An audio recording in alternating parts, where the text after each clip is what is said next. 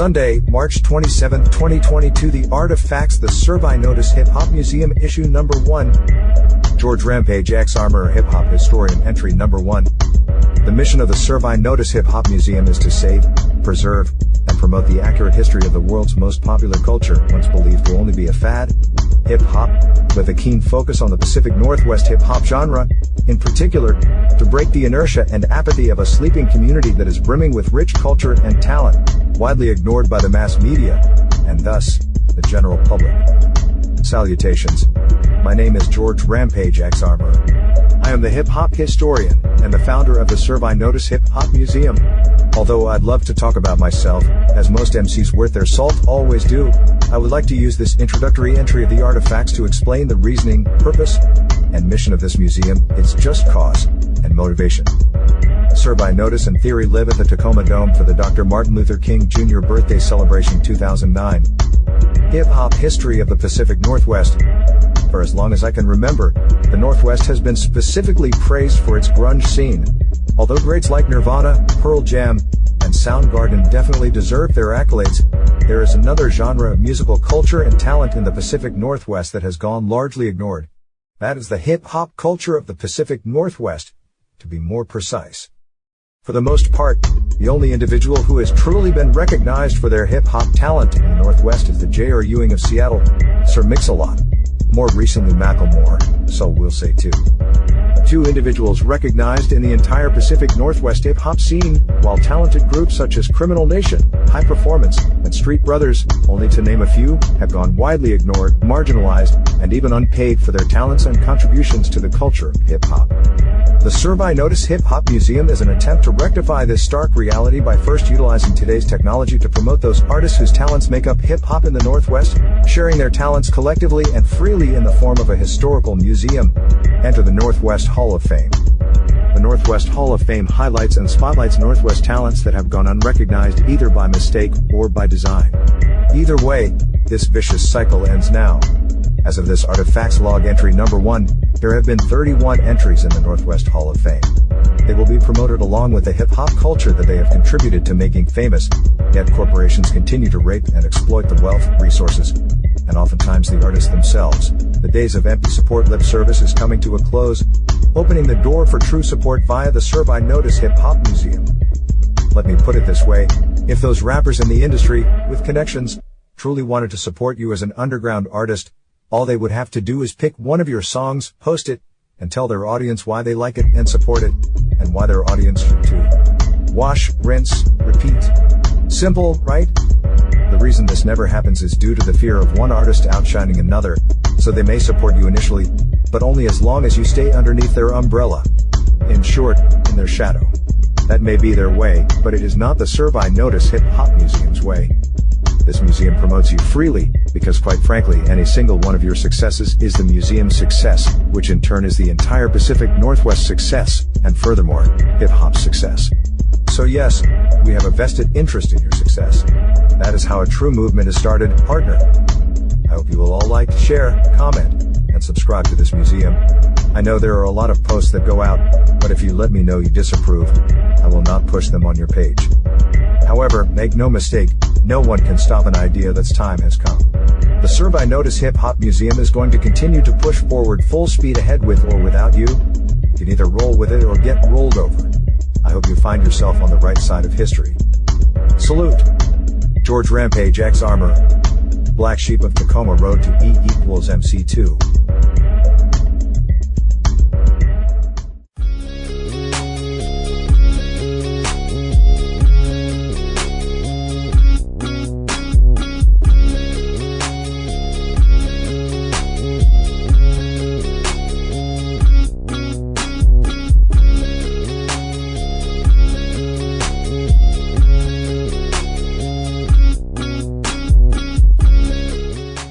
The Surve Notice Hip Hop Museum.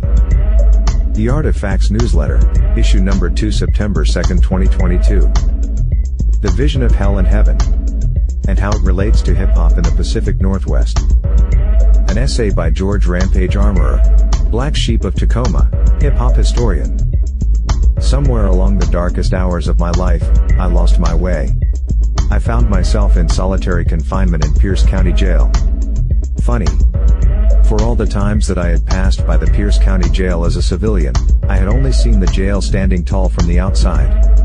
I hadn't had any clue that the jail actually had an incalculable number of floors underground beneath the earth. Levels upon levels. Evil buried under evil. Hell in a cell, where murders dwell. Satan's abode. Here I saw a grand table filled with a sort of Thanksgiving feast. A stoner's Christmas, if you will. Baby back barbecue ribs, macaroni pie, smothered biscuits, mashed potatoes, golden cornbread. Any delight for the taste buds was at this table. However, the prisoners sitting at this table were chained hand and foot to the table and were starving to death in front of this magnificent feast. They had these 6-foot-long spoons, and were trying desperately to feed themselves by maneuvering their wrists through the chains to no avail.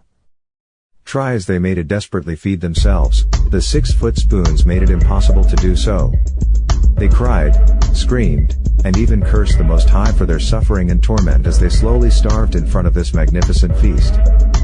This was indeed hell. All of a sudden, I was taken to the room next door, and behold, it was the same exact thing, except the prisoners in this room were well fed, and happy even while being chained. They laughed, joked, and praised the Most High for this magnificent feast. What was the difference, you may ask? The prisoners in this room didn't struggle with their 6-foot-long spoons to feed themselves. Instead, the prisoners in this room used their 6-foot-long spoons to feed each other. This way, everyone ate and was well fed and merry. This was indeed heaven. What can we learn from this parable, and how does it relate to hip-hop in the Pacific Northwest? Here we are in one of the wealthiest states, in one of the wealthiest countries on the planet, with some of the most talented hip-hop artists in the world, and we are all starving. Try as we may to keep feeding our own overblown ego, using oversized spoons, we are all prisoners of war starving at a banquet, cussing and battling each other, instead of feeding each other. What we failed to realize is that, gone are the days when we had to wait to be chosen by some rich record company executive while the poor unchosen had to finesse the golden child, hoping for some scraps and crumbs to fall from the chosen's table so that the shadow MCs can eat. This outdated blueprint was doomed to fail from Jump Street, as the dominate society, beyond race and gender, had no intention of seeing the poor lift themselves out of poverty under any circumstances whatsoever. In short, in the Northwest there was only going to be one Sir Mix-a-Lot, and maybe a Macklemore, but the rest would only be a bunch of talented shadow MCs, who never were. The only intention of the dominate society was to crush the civil rights movement, while loosely claiming to embrace Dr. Martin Luther King's ludicrous dream, and marching the poor, and the children of the poor right back into a modernized version of chattel slavery via the prison industrial complex.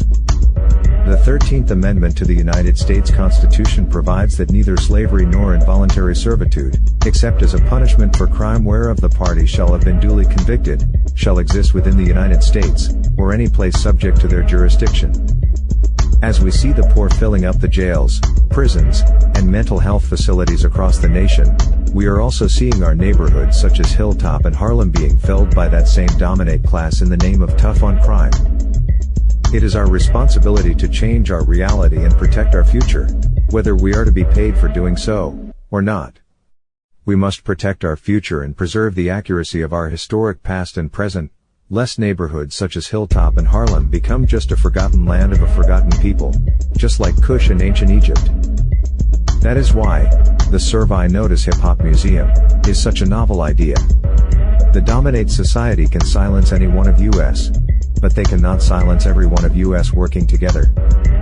Maybe it is time that we all take a long, hard look at this hamster wheel that we've all been on, and make the decision to feed each other, as much as we are trying to feed ourselves in this self-perpetuating hell that we've been in. Maybe, just maybe, we can all shine in the heavenly sky together. Just a thought. Salute, George Rampage Armorer, Black Sheep of Tacoma, hip-hop historian.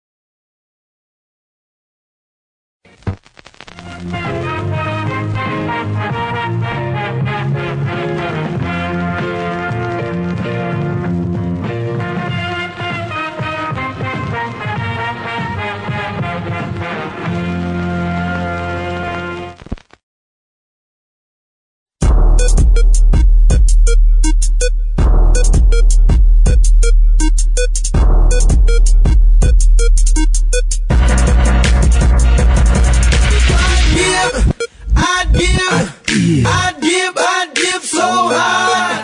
I dip so hard. The Surve Notice Hip Hop Museum. Northwest Hall of Fame, entry number 4, E-Dog True Story, Rampage vs. Electroshock. I first met E-Dog sometime in the 80s when we were around 15 or 16 years old. I had just joined my first rap crew at Jason Lee, called Knights of the Turntable. The group consisted of MC Rampage, myself, Jeff Thomas, MC Most Chill, Jermaine Ryan, J-Dog, Chris Somerville, Chili C, and Peter Chase. I had just come back from being raised in Rockaway, NY, and was quite frankly, smelling my own piss. At least as far as it came to hip-hop.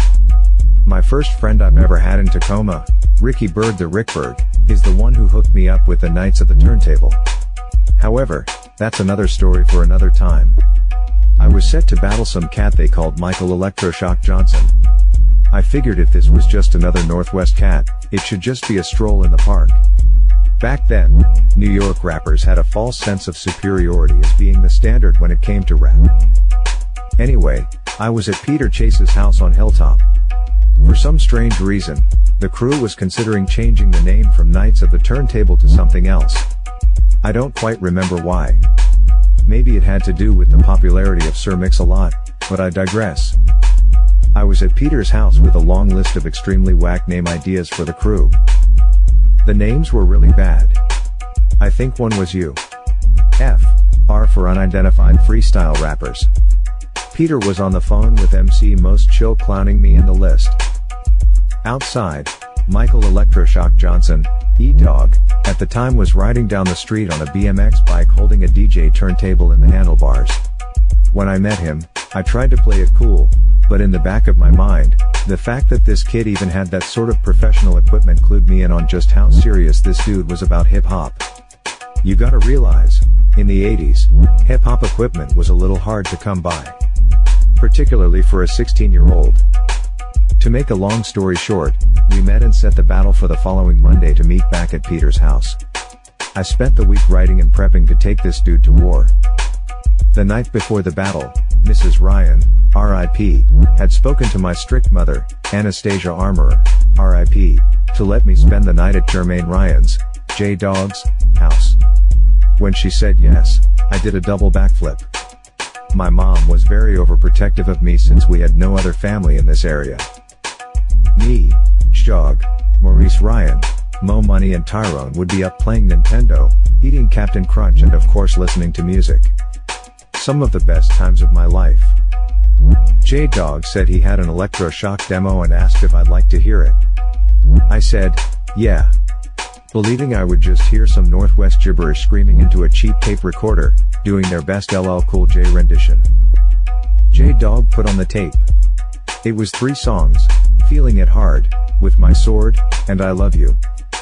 I couldn't believe my ears. The quality was on the level of grown famous rappers on the radio.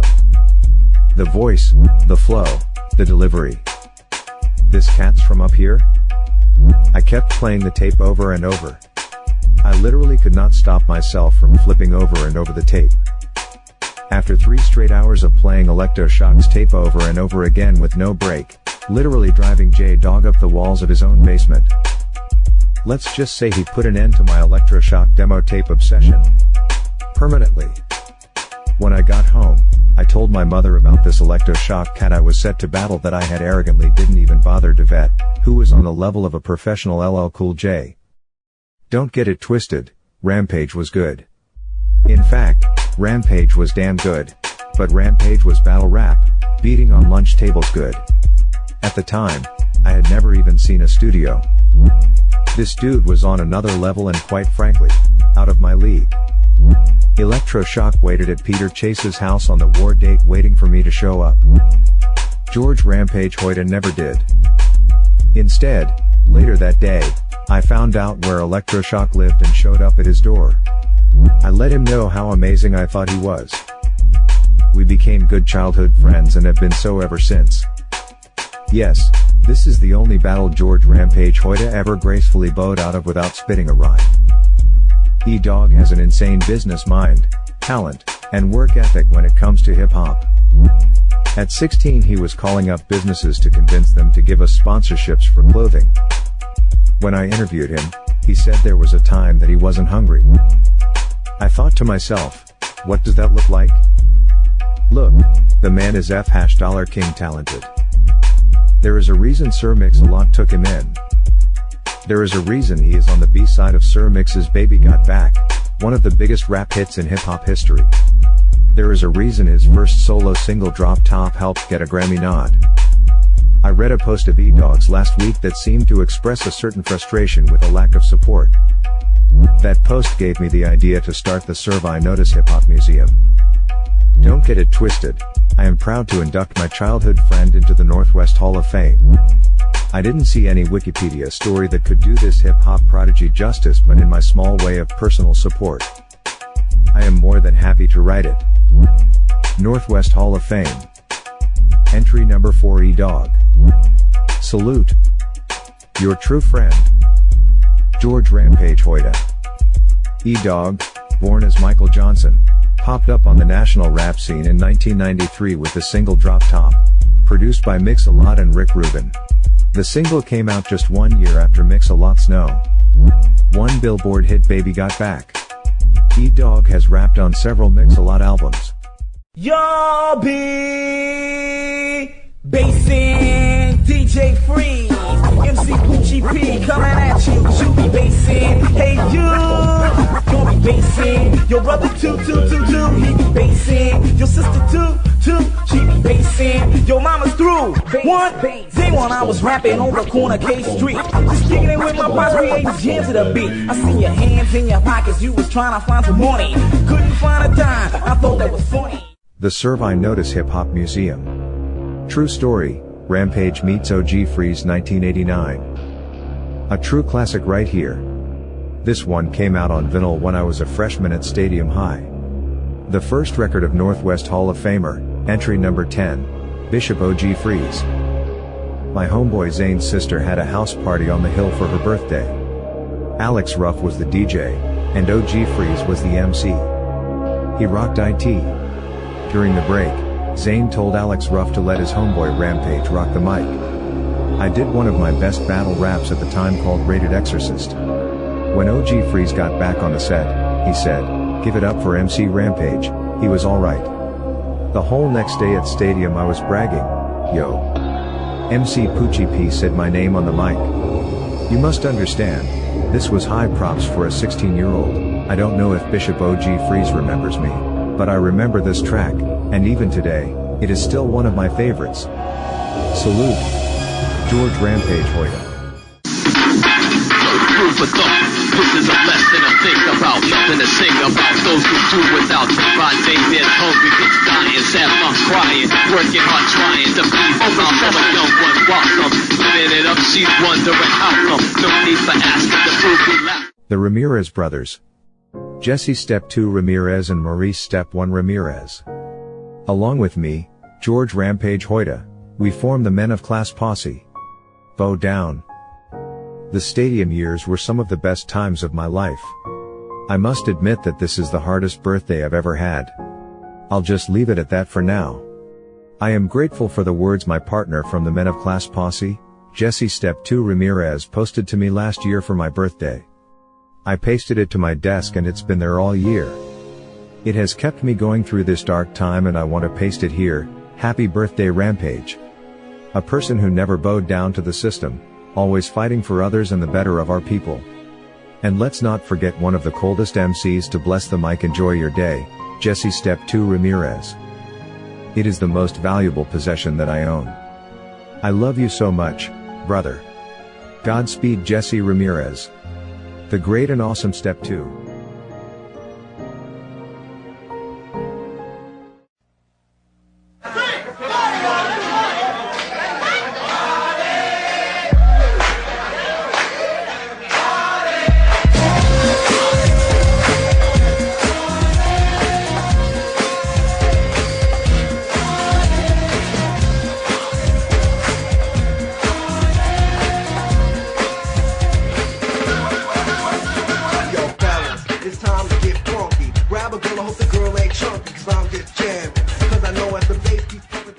The Surve Notice Hip Hop Museum. Northwest Hall of Fame. Entry number 3, High Performance. And here comes another one. High Performance is a group in Tacoma that definitely earned their place in the Northwest Hall of Fame. Even though they are mainly known for their dance hits like, Do You Really Wanna Party? And It's Just Funky, mainly due to their explosive, fifth gear, high performance stage shows. This track here, All Things Considered, is one of my favorite tracks by the Hall of Famers. It is also the song that inspired myself, and my old partner in crime Shaggy C, to create the song 3 Till Armageddon. To give you a small taste of how dynamic High Performance's stage shows were, it is said that they battled and defeated the legendary New York City Breakers in breakdance battle. High Performance is a legendary Northwest hip-hop group whose stage show has not been beaten or even matched even to this day. Salute, George Rampage Hoyta.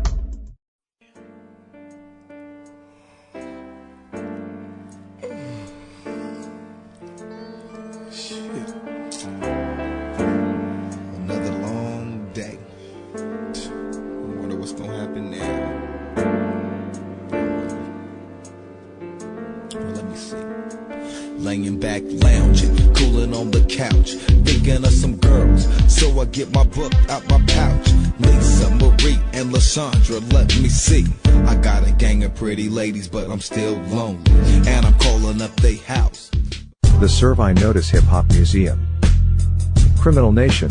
6 down deep https://www. YouTube.com/watch. V=1 CJF3cast. True story, another classic favorite. Even back in the 80s, King Wojak was the standard as far as Tacoma rappers. He was known as MC Def and was the frontman for the group Def City Rockers. Any battle rappers worth their salt stood in line and practiced to take this man on the mic, including our crew Knights of the Turntable. Not on no disrespect, but Wojak was considered the best. He later became the frontman for the legendary future Northwest Hip Hop Hall of Fame group Criminal Nation. When you check out this track, you will understand why this man is respected, and at times even feared as a battle rapper. King Wojak. All hail, George Rampage Hoyta. George Rampage Hoyta.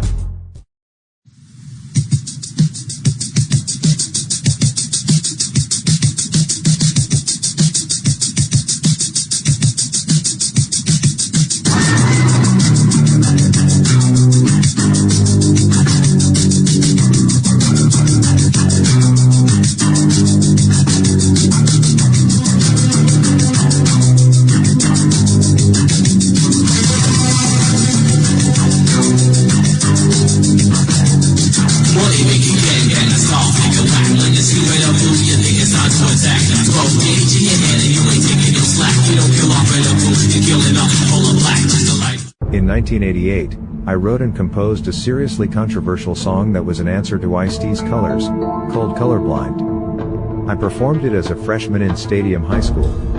I met Sam Caviezel, Beethoven, and we vibed. Beethoven and I redid the song at his home studio. His brother Mike Caviezel played the guitar on the track. The song Colorblind was an anti-gangbang song. At that time, the gang culture was being embraced by almost the whole black community in Washington. This major dissent from the crowd was one of my first steps as a black sheep of Tacoma. I believed then, as I believe now today, that Tacoma, particularly Hilltop, Tacoma, was much better before embracing this gangbang culture. I lost many friends, and maybe a lot of respect for this unpopular stance in my life, but oh well. If I was ever to go against my inner convictions for the sake of being down, the price would be my soul. In that sense, I toast myself. People may look at me differently, but that is simply because I am different. And seeing where this gang culture has led us for the past 40 years, I'm glad that come Judgment Day, that is one sin out of many that won't be on my record. Self-salute. George Rampage ex-armorer. Black Sheep of Tacoma.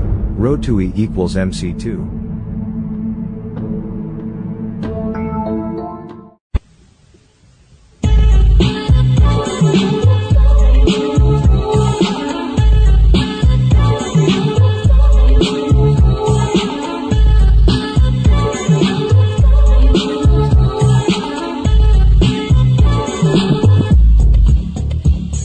from T-Town. Let's see the slangers and bangers, so get your funk ass on.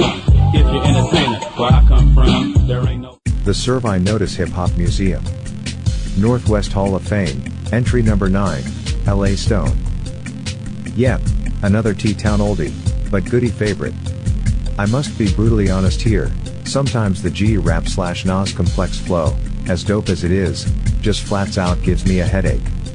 Sometimes, I'm not in the mood for too many words, rhymes, and mic tricks where the MC is swinging off of my chandelier by the end of the song. LA Stone's style is a refreshing change from this. His style is laid back and simple, yet cold and hood. Pour yourself a glass of Canadian whiskey, blaze an L, and bump this track. Tell me if you agree. Sometimes just that cold, chill vibe makes some of the best hip-hop. George Rampage Hoyta.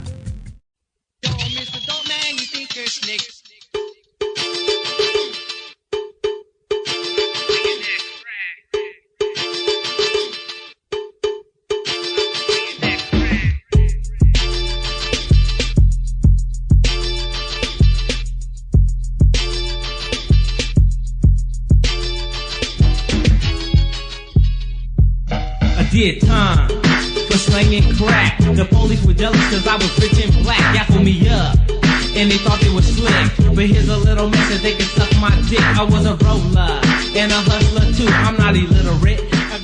The Surve Notice Hip Hop Museum. True story, Rampage opens up for Young Crime Rialto Theater 1993. Another favorite Northwest classic. I purchased this cassette from the Mini Record Mart on K Street, now MLK, back in the early 90s. It is still a bumping guilty pleasure of mine to this day. Particularly, the second track, When I Was Slanged In. The cut hypes you up, but the best part is the fourth line of the song of the first verse. Here's a little message they can S. M. D. Ghetto Baby Weed and Young Crime. I remember being blowed with the homie, Zane, bumping that track and we'd be clowning just repeating that one line out of the blue. LOL. Anyway, I had the pleasure of opening up for Young Crime, LA Stone, Street Brothers, and the Clique at the Rialto Theater back in the early 90s. Shout out to my two beautiful Nubian lady dancers that did the show with me, Crystal Jordan and her homegirl Sherry. It was one of the high points of my career to open up for all these acts that had hot street LPs out. Listen to this with a 40-0Z. Not street eyes, it has to be Old English malt liquor if you can still buy it, blaze an L. And if not, here's a little message you can S. M. D. Salute, George Rampage Hoyta.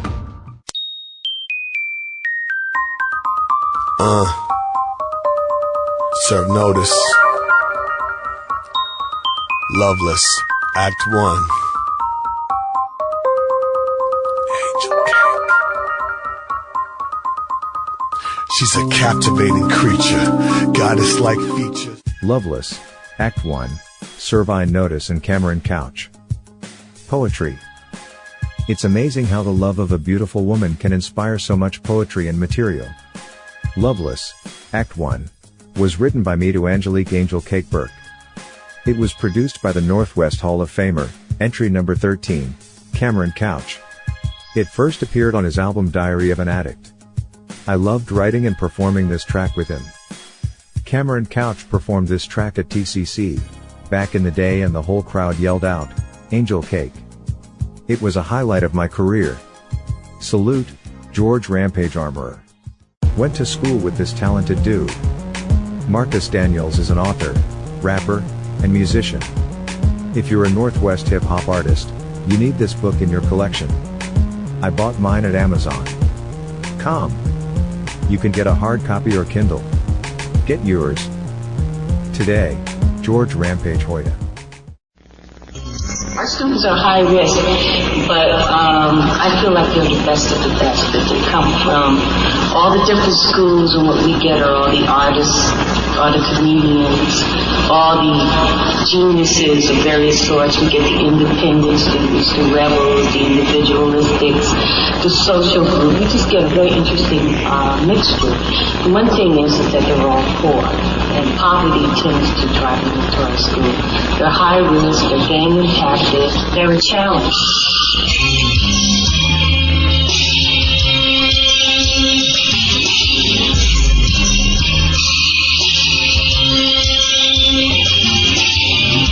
Mr. Teacher, tell me how you did it.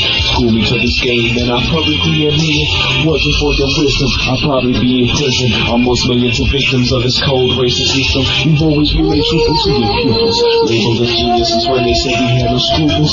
Taught us that knowledge was the weapon that they can't confiscate. And the best defense against senseless morals of hate. The Making of Blood Oath, Why Michelle Boucry is Still Relevant Today. Part 1 of 5 November 11, 1998 Lakewood, WA, or more specifically, Ponders Corner, Lakewood. The hour was late, when I received a telephone call from one of my Urban League Academy teachers and dear friend, Lori Arnold. I could tell by her tone that this was not going to be pleasant news. "George, if you want to say goodbye to Michelle, you'd better do it now," said Lori. You could hear the heartbreak in her voice. The kind of crack of mournfulness of someone who was literally losing a lifetime best friend. "On my way," I said, grabbing my clothes from the floor, dressing as fast as I could while beckoning for my mother, Anastasia Armour, to drive me to Tacoma General Hospital, Unduli. Ms. Boucry was dying. A few days earlier, Lori Arnold had spoken to me about writing a song that would encourage folks to go through the process of donating bone marrow. Ms. Boucry needed a blood-type match if she was going to beat the leukemia that she was battling. I was more than happy to do it. That is how I thought of the title Blood Oath. I was thinking of the process of donating what was inside of the body to help save someone extremely special. So, the original Blood Oath lyrics were more of an encouragement rap/poem to help raise awareness, particularly in the Black community, about the dire need of donating bone marrow to those in need. Sadly, the rap/poem that started out as a call for help, would become a tribute to an extraordinary woman who would pass away all too soon. To be continued in Part 2. The Making of Blood Oath. Why Michelle Boucry is Still Relevant Today. Part 2 of 5S. T-R-I-V-E. Ms. Boucry had passed away at Tacoma General Hospital on November 11, 1998. She was surrounded by friends and family. My mother sang to her while she was still on life support. The world had lost a great woman. Gone too soon. Lori Arnold told me that Michelle tried to make one last video for her students from her hospital bed. The video didn't work out. Ms. Boucry never knew that her goodbye video would never be seen. That's what gave me the idea to turn the rap/poem Blood Oath from a bone marrow awareness PSA to a promise and tribute to this great woman. I rewrote the lyrics and contacted NC Griffith, the founder of Surve Television. To make a long story short, we got together and created this eulogy honoring Michelle Boucry that aired on local access television in Tacoma. This is the video spot here. However, this would not be the end of how far Blood Oath would go. To be continued in Part 3. The Making of Blood Oath. Why Michelle Boucry is Still Relevant Today. Part 3 of 5 The Northwest Dispatch Newspaper. Pat Robinson, the chief editor of the Northwest Dispatch newspaper, a black-owned newspaper on Hilltop, that was founded by another great woman named Virginia Taylor, R.I.P., published the lyrics to Blood Oath in the Northwest Dispatch newspaper. The ad was seen by Melanie Cunningham of Y104.9 radio station in Tacoma. She reached out to me and invited me to do an interview on the air within a week. I accepted. I had one major problem though. My mother's car had broken down, and I was, how shall I say it? Broke as a joke. I mean, I didn't even have $2 to catch the bus to the radio station. Enter, Grand Funkiest Northwest Game. Explaining my situation to a homie, J-Dub, he introduced me to his rap group that he was in. They called themselves Grand Funkiest Northwest Game. The group consisted of 3 members, Royal One, Woods, and J-Dub the Hot Sauce. They had a home studio, but more importantly, they agreed that if they were included, I would have a ride to Y104.9. An alliance was formed. To be continued in Part 4. The Making of Blood Oath. Why Michelle Boucry is Still Relevant Today. Part 4 of 5 Royal One's home studio. At Royal One's home studio, we went through several old records searching for something that would fit as the sample for the rap/poem Blood Oath. J-Dub played a record from either The Temptations or the Four Tops. I can't remember which one exactly. However, when I heard it, I shouted. That's it. I added more lyrics to the first verse, and wrote the second verse, right there on the spot. J-Dub sang the original hook, which was later resung by my mother, Anastasia the Phoenix Armorer. R.I.P. We used a VHS copy of an old interview of Michel Boucry for the intro and outro of the song. As an added touch, I used a written old Urban League homework assignment consisting of an essay using a list of C words that were given to us by one of the teachers. It is the Dear Mr. Duke letter that is the third verse of the song. That is why you hear so many C words, such as colloquial, concur, and concession, all in the same rant. The song now holds a new special meaning for me, due to the fact that not only does it honor Miss Boucry, but my mother is singing on the track with me while I rap.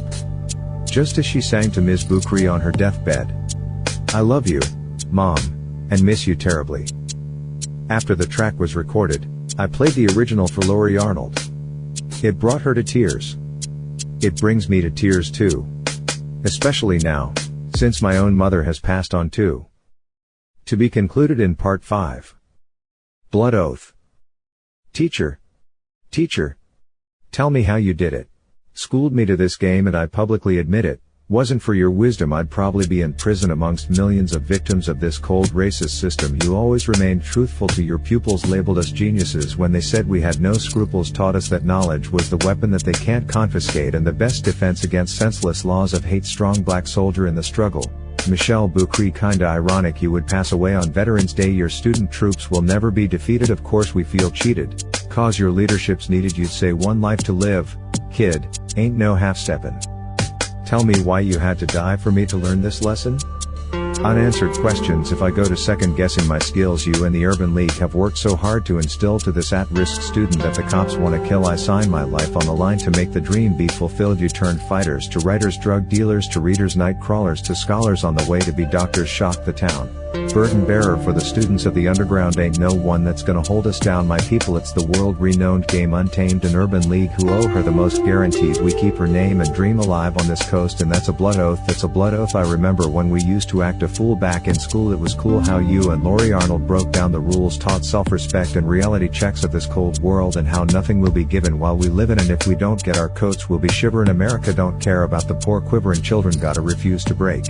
Damn, an excuse to make, learn to make sense. Don't bend over past mistakes, just set trends and make goals. Put your pockets on swole, let them ply. Haters know there's some game to be sold. So in case you didn't know why this lady's important, just come down to Urban League and ask for Dominic Fortune. I'll break it down in plain English. When my statement is finished, got some love, you can send it. Northwest Dispatch will print it. Now you got the option to deal with Top Gun. The spirit of Ms. Boucry's students will make the cops run with dollars for ammo. One false move and it's blammo, cause we may be at risk, but we damn sure ain't Sambo. We comin' through like we Rambo. Die Hard stars and commandos, straight GI Joe soldiers in a war against cobras. Miseducation to the at-risk youth is finally over, and in case you didn't know, these lyrics probably told you about the lady from Egypt. This here town owes the most, guaranteed to keep your name and dream alive on this coast, and that's a blood oath. That's a blood oath. George Rampage Hoyta A. K. A. Dollar Dominic Fortune, Game Untamed, Surve Notice. The making of Blood Oath. Why Michel Boucry is still relevant today. Part 5 of 5, End. Why 104.9 Interview. If you've made it this far, you can hear how this interview went down for yourself. I want to spend this last post speaking on why Michel Boucry is still relevant today. I didn't write Blood Oath just so the lyrics would sound good. One of the biggest problems that we have today, especially here in America, is a culture of miseducation. Our schools are overcrowded, and our teachers are dreadfully underpaid. The mainstream educational system programs the poor to be slaves, servants, and serfs, while programming the wealthy to be oppressors with a false sense of entitlement and superiority. No one is born racist. It is something that is taught and learned, and is used as a tool to keep the poor constantly at each other's throats, while those in power rape the resources of the planet for their own greed and vanity. We need schools like the Urban League Academy at Evergreen State College Tacoma campus. Shout out to the great Maxine Mims, that have smaller size classes, that teachers can nurture the natural God-given talent that all students of all races have within them. Teach students how to think.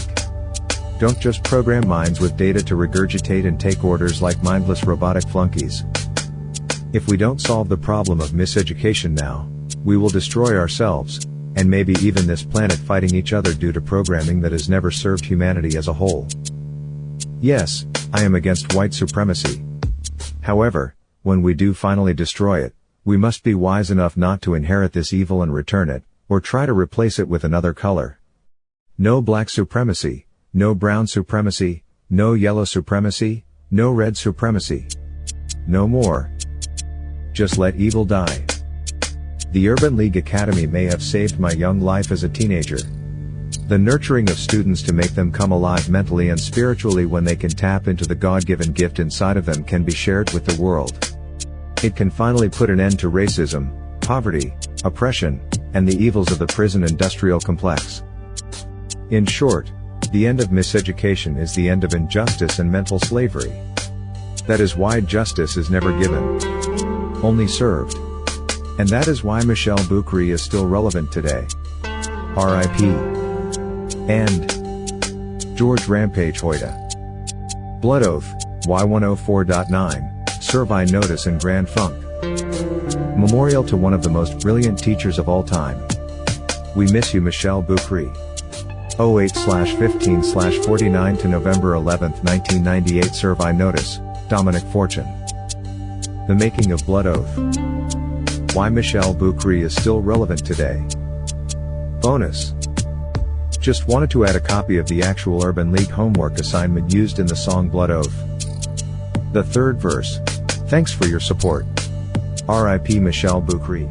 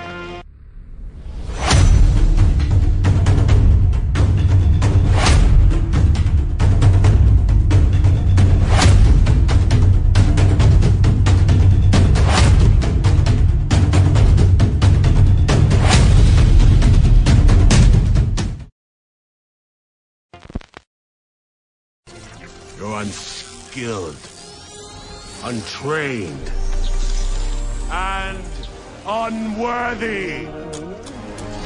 You forgot one. Unstoppable.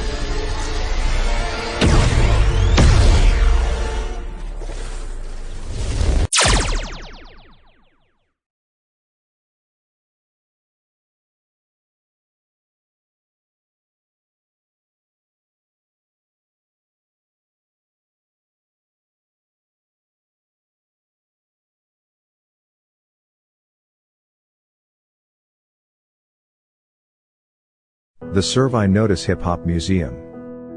NW Ancestral Legend. Entry number 10 Anastasia the Phoenix Armor. https://www. YouTube.com/watch. V equals Ukbaka 1 rant equals 2268s. Prepare for a magical, spiritual adventure that takes place on the island of Trinidad.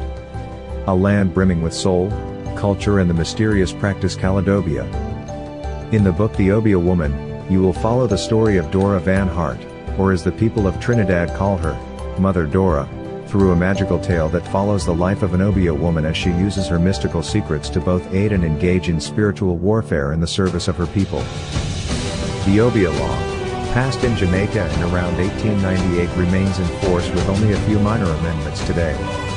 In this book, The Obia Woman, by author Anastasia Armour, you will experience the fictional account of a secret practice of Obia as revealed through Mother Dora, along with beautiful illustrations of full-color portraits of the hidden black gods and goddesses, and a tale that will transport you through life in Trinidad and spiritual warfare with hordes of the dark side. The only thing left to do is brace yourself for a fantastic cultural adventure in the book The Obia Woman. Anastasia Armour, who has traveled a long road since her girlhood in the mountains of Trinidad, writes about mystic adventures in her novels. Drawing on this African-Caribbean tradition, which she learned from her aunties, she puts the healing and good magical powers of the Obia women African-American culture in her books.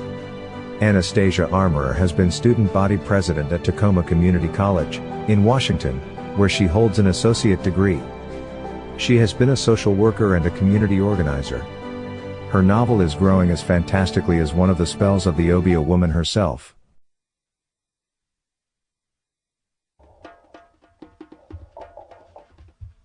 One, two, 1, 2. This is Dominic Amiri for We the Students Television Edutainment. We're here today. We got a special guest, one Miss Anastasia the Phoenix Amore, who's here to talk to her about the new book she wrote called The Obia Woman. Hello, Anastasia Amore. How are you? I'm fine, thank you. Okay, tell us a little bit about your creative background and your new book, The Obia Woman. Well, from a child, I've been very creative. I used to draw on any blank paper that I find, and I was always singing. I would be singing in choirs and stuff like that, from the time I was a child. And as I grew up, my family saw the things that I was doing on paper, and they started buying me paints so that I could paint pictures. Right. And I have done that all my life. So, the Obia Woman has some beautiful artwork in the book. What is the story behind the pictures? Well, they are paintings of the Orishas. I paint the pictures with automatic drawings. That means my hand just do the work more than I do. And, I find that beautiful paintings come out of doing that. That's right. Through the spirit, huh? Yes. One of my favorite parts of the books is Chapter 3, The Fish Lady, Matilda's story. I hear there's a funny source of inspiration for this story. Can you tell me more about it? Yes, well, I have been listening to Matilda, sung by Harry Belafonte, all my life, and it just occurred to me one day, what if it was her money that she took back from him? And the story developed from there about her making the money as a fish woman and him taking it, and finally she getting the courage to take back her money, to take back her life, actually. What was some of the culture like growing up in Trinidad, and how did this inspire the story of Mother Dora, the Obia woman, in your book? Well, my life was around Obia women, my grandmother and my aunt.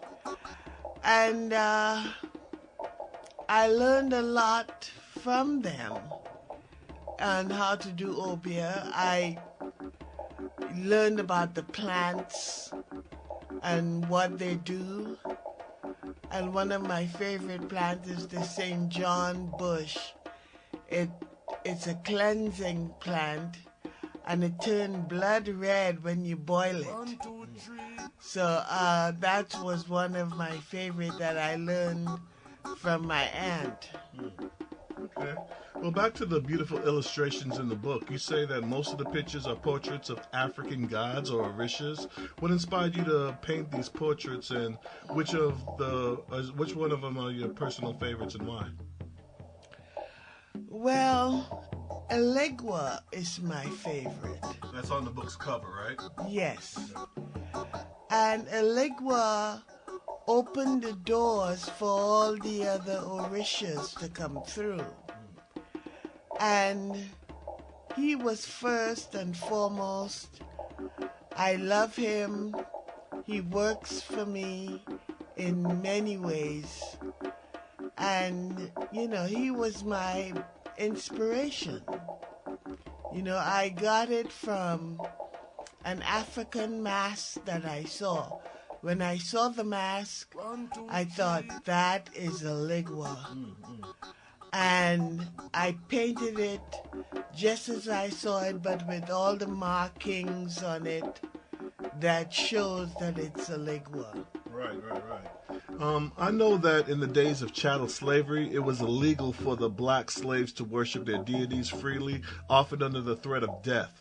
These slaves, they found clever ways to secretly worship or practice their original religion through synchronizing these deities with the white saints of Christianity and doing their worship and their rituals under radar. Could you tell me a little bit more about that? Yes, they found that if they pray to the white saints, their masters wouldn't beat them. They would think that they were Christians. They're synchronizing it. Yes. And Eligua was placed in St. Anthony. And Shango was Santa Barbara. And on and on. Right. Yes, and they did that because no one wants to be beaten. Yeah. But they still wanted to worship their ancestors. Yeah. Beaten or killed, really. Yes. Why do you think so many of our people fear their own original religions and culture, whether that be Obia, Santeria, Voodoo, Hoodoo, etc.? Most of our people try our best to distance ourselves from these ancient beliefs many decades after chattel slavery that has to do with, pre-colonial Africa or wherever. Why is that? Why do we distance ourselves from these ancient cultures? Well, they were taught that these religions were of the devil. They were taught that they were evil. And it's going to take some time to convince them that this is their religion. These are their gods. This is what we were before the white man. And I think in time they will come to see that these religions are not of the devil. Okay, well, back to the book. The main protagonist is Dora Van Hart, Mother Dora. Who is the Obia woman? How close is Mother Dora's fictional story close to the reality of the spiritual Obia world? Well, Mother Dora embodies what an Obia woman is. I have seen so many details of Obia women that are so wrong they're nowhere near the truth. And Mother Dora is my way of showing what a real Obia woman is. Okay, that's great. So what's next, and what can we expect from Anastasia Amore after the Obia Woman book? Is this a series? Are you going to continue to paint? What comes next after this book, The Obia Woman? Obia Woman 2 comes next. And yes, it is a series, and I will have paintings. I'm planning on doing more paintings for that book. Only time will tell as far as the paintings, because they do take a lot of time. Right. Yes. Okay, well, thank you for your time, Miss Anastasia Amore. And if you want to pick up her book, The Obia Woman, you could get it at Amazon.com. The Obia Woman by Anastasia Amore. Thank you for your time. This has been Dominic Fortune for What's We the Student Television. Be good. Be blessed. Peace.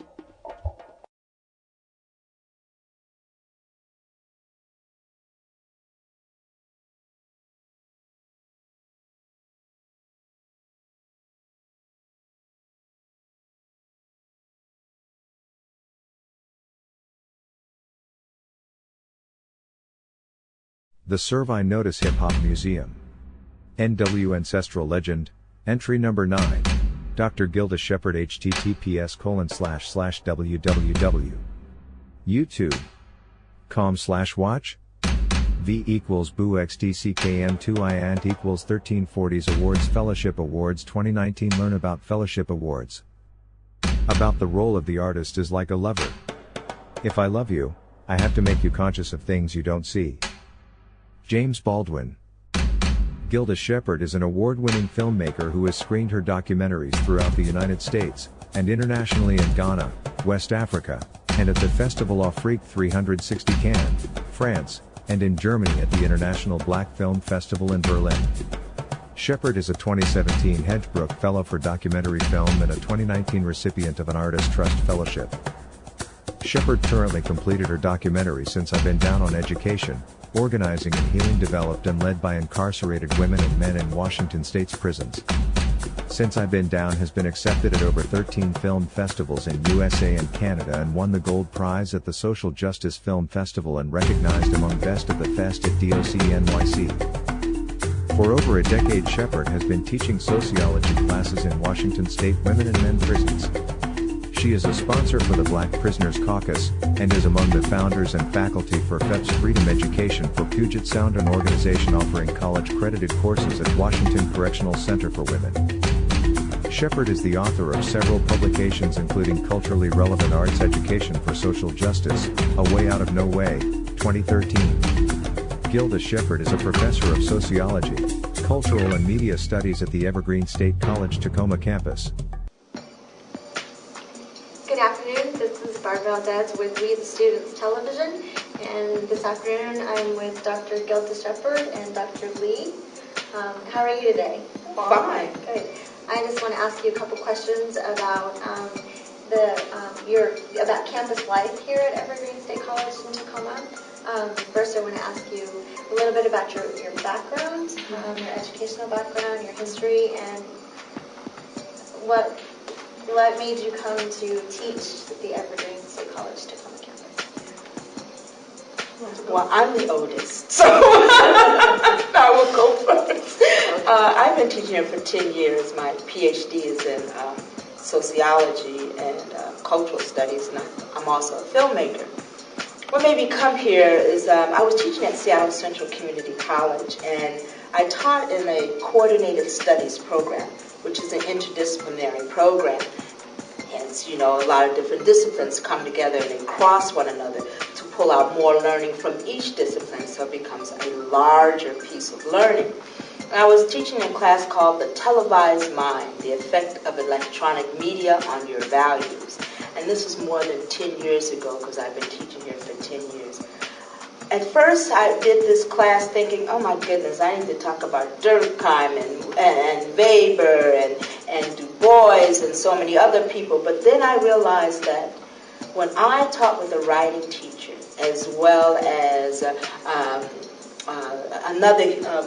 history teacher, that my knowledge in sociology expanded, and there was so much faculty kind of development, in a scholarly way, that it extended my area to becoming a filmmaker. And so it has enhanced me tremendously. And I've also seen, particularly, how I get even more learning from the students, because I'm able to tap into their passions or their interests, and if I don't, then we have another chance with another professor and another chance with another professor in the same classroom under the same thing, not to take away. And so I saw exponentially more learning from our students, and also more faculty development from me. So it's this interdisciplinary kind of way of teaching, and the kind of learning community that develops as a result of it. And people are really collaborative. To me, they actually are. So, and when they're not, we're able to really reflect on that and put that in teaching and learning, not just as a personality. So there must be no doubt about whose side we're on. People who commit crimes should be caught, convicted, and punished.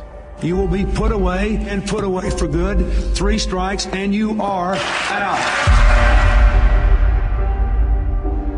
In 1993, Washington State was the first state to implement the 3 strikes policy and make it okay to put people in prison and throw away the key.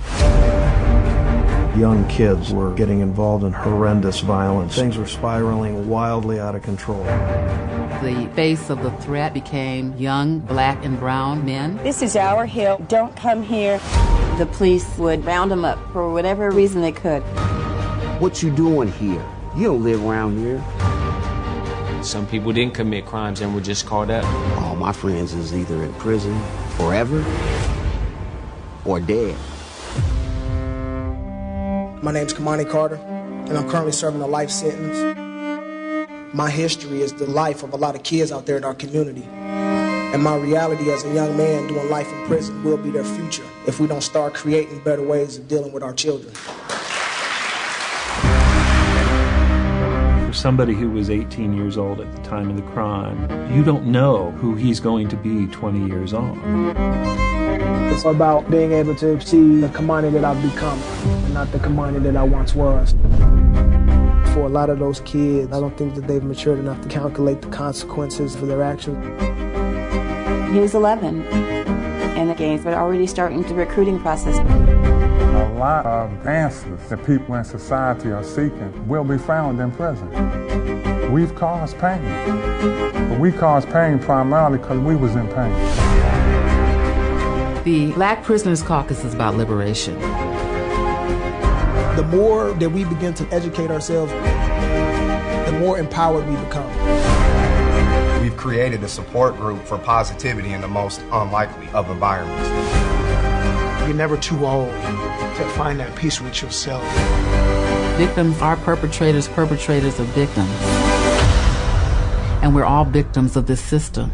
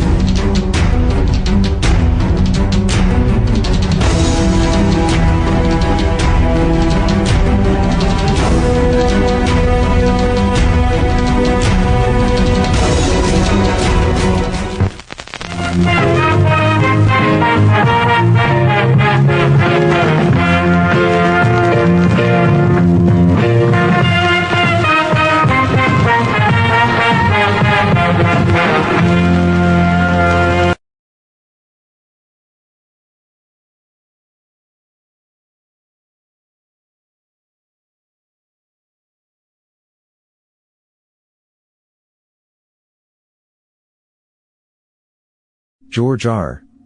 Hoya Evergreen / Memoirs Rough Draft War Date, October 12, 2009. Intro, Surve Notice, War Notes. You know that you're alone when your only companion is a lone hovering fruit fly, and you're blessed that he is there. Alone I sit in a tiny cell with a toilet and a sink. I've lost count of how many times I've tried to drown myself by sticking my head in the nasty steel toilet bowl. The walls of the cell are fully covered with swastikas and racist slang. No, I'm not a prisoner in Nazi Germany. I'm in solitary confinement in Pierce County Jail. I don't know how long I've been here or the true nature of my so-called crime. The last time I pressed the button to signal the warden, I was pepper sprayed and attacked so viciously, I wondered if I were still in America. My government name is George Randolph Hoyta Jr. I've always hated that slave name, it makes me feel like property, and I am a victim of police brutality in Tacoma, Washington. The year was 2003, I spent 9 months in police custody, in solitary confinement, being force medicated for allegedly calling the police to my home and then physically attacked 2 armed police officers when they showed up. Take that charge outside and you can fertilize the lawn. After 9 months of virtual hell in a cell when I was deemed fit to stand trial, the charges were dropped with prejudice, which mean either it can't be brought up again or that they can bring it up if I'm ever charged with a crime again. It may be hard to believe, but this is the only time I've been to jail. Before this incident I was in college, TCC, running a local access television show called What's Up? College Edition. I also was using my talents as a rap artist to do public service announcements for various non-profit organizations. In short, I was far from a criminal or a gangbanger. Yet the police seemed like they had been waiting for any excuse to kill me, and in 2003 they were going to pounce on the opportunity. The most frustrating thing about this situation is the sense of powerlessness and vulnerability you as a poor young black male have against a blatantly unjust and corrupt system. If you don't have the cops on camera and get it played on the media, you have no case. Cops can kill you and make up anything. After all, you're only a nigger. Suffering this blatant injustice at the hands of these pigs have opened my eyes to the reality of my situation as a young black man in America more than any amount of civil rights footage, Malcolm X speeches, or Farrakhan speeches ever could. Yes, racism is real, and yes, we are at war. When the police can come to your door, beat you down, handcuff you hand and foot, rip the seat of your pants open, tase you in the chest, make it a mental issue to cheat you out of your constitutional rights, then yes, you are at war with a corrupt demonic system. In 2004, after I was released, I was extremely suicidal. I had lost my TV show. My loans were in default, and I was broke. I took every pill I could find around my apartment and passed out. Fortunately, I didn't die, but for weeks my vision was blurred and the room was spinning and I was confined to my bed. That's when I saw the movie The Count of Monte Cristo, and it was like God was talking to me through the movie. The main character, Edmond Dantes, has a promising life snatched from him and is thrown in prison. He is educated in prison, escapes, finds wealth, and seeks revenge on his enemies as the Count of Monte Cristo. I was motivated. I consolidated my loans and went back to TCC on the Spruce program. I took a year of music theory and the teacher became my rap DJ. I then went to Bates and received my barber/stylist license. I then went to the bartending academy and received my mixology license and food handler permit. I took continuing education classes and got my traffic flagger license and my grant writing permit. I then went back to TCC and received my AA in business. Now I'm here at Evergreen. I don't have time to hang with friends. I spend all my time strengthening my mind, body, and spirit for combat. Any kind. I now utilize my talents to help tear down an unjust alien system that I have come to hate. Not with a do something stupid hate. It's a calculated spider's hate. A venomous snake's hate. A calculated chess hate that makes you wake up at 2 in the morning and work out and study all kinds of history and teach you to think technically and study warriors and freedom fighters in order to overthrow the Willie Lynch slave mentality passed down through generations. This is my motivation behind learning the curriculum. This is my story. This is my fight. This is my war journal. Surve Notice, aka George Hoya. When you go in that cell and that door closes and you're by yourself, then your true emotions come out.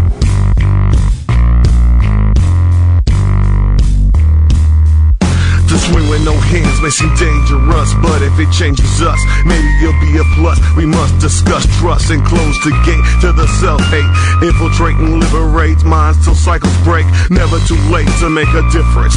Hell in a cell where murderers dwell. 25 with an L, still we push excel. If we live to tell tales from the dark side, we'll save you a hard drive. Prisons no joyride within these gates. Live violence so great, you'll be scared straight, and maybe you'll hesitate before you make a fatal mistake. We gotta end this lifetime sentence, no repentance. Barbed wire fences, toilet bowl stenches, shit seemed endless. Don't try me, inside I cry, G, and ask God why me. When I took a life, I paid with mine. No nickels and dime in this prison design. Bottom line, can you swing it? Swing it with no hands.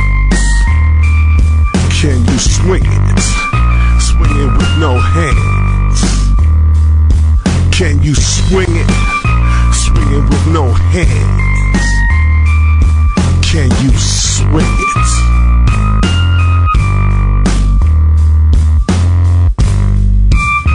Prison isn't easy.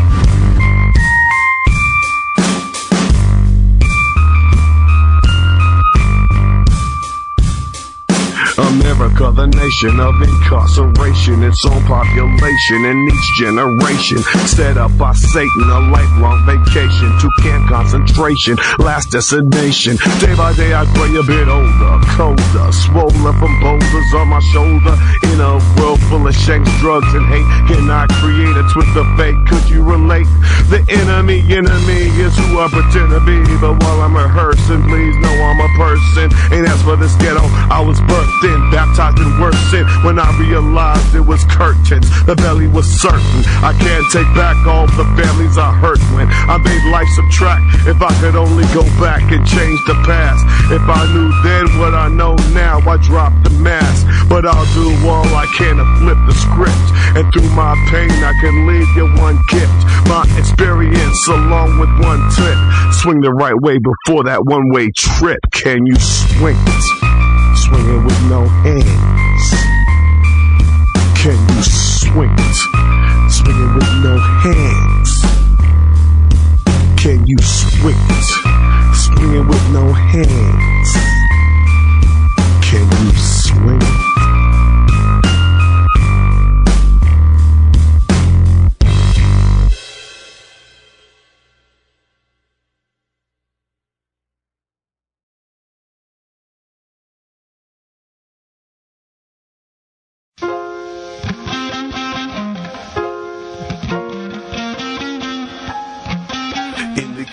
Solitaire is a nightmare. Ain't nothing nice here. I'm fighting for life here. Russian roulette, one player stripped of humanity. Can it be? Insanity's breaking down the man in me. Human cannibals, demonic cannibals, prey on my flesh as I pray for my death. Nothing left, nervous wreck. Impatient waiting, visions of Satan taking a toll on my soul. Hell to pay. Can I write a check when devils collect? Dark thoughts connect. Anger and fear, bloody tears. Damn it, please let me out of here. The wouldn't just last as I turn psychopath. Rolls his eyes and turns slow. Ain't his concern, yo. Four walls closing in as my soul burns slow. Prison's hell in the cell. Dante's Inferno. Let me go. Abandon all ye who come here. Don't pass go, don't collect. Freedom's done here. Kept in check by police with big guns here. Hell in the cell where murderers dwell. 25 with a nail.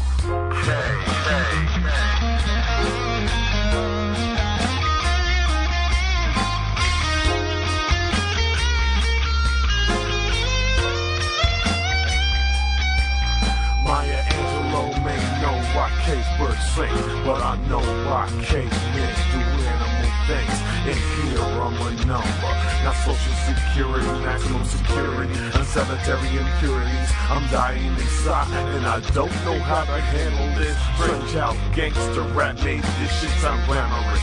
Reality sucks when you wake up without no freedom. Now you's a slave through the grave, is how you leave it. You crossed again, you can get shanked for any reason. There's sharks in this water, so make sure your heart ain't bleeding. keep up on your bourbon raps. Some cellies don't give an F, cause some ain't nothing left but death. Home, watch your step. To all my peeps on the street, heed the final call. May God find you before you're found behind these walls. If love can't reach you, yo, before you fall, look at me, see your future, I'm your crystal ball. Abandon the hope, you come here. Don't pass go, don't collect, freedom's done here. Getting checked by police with big guns here. Hell in the cell, where murderers dwell. 25 with a nail. Hey.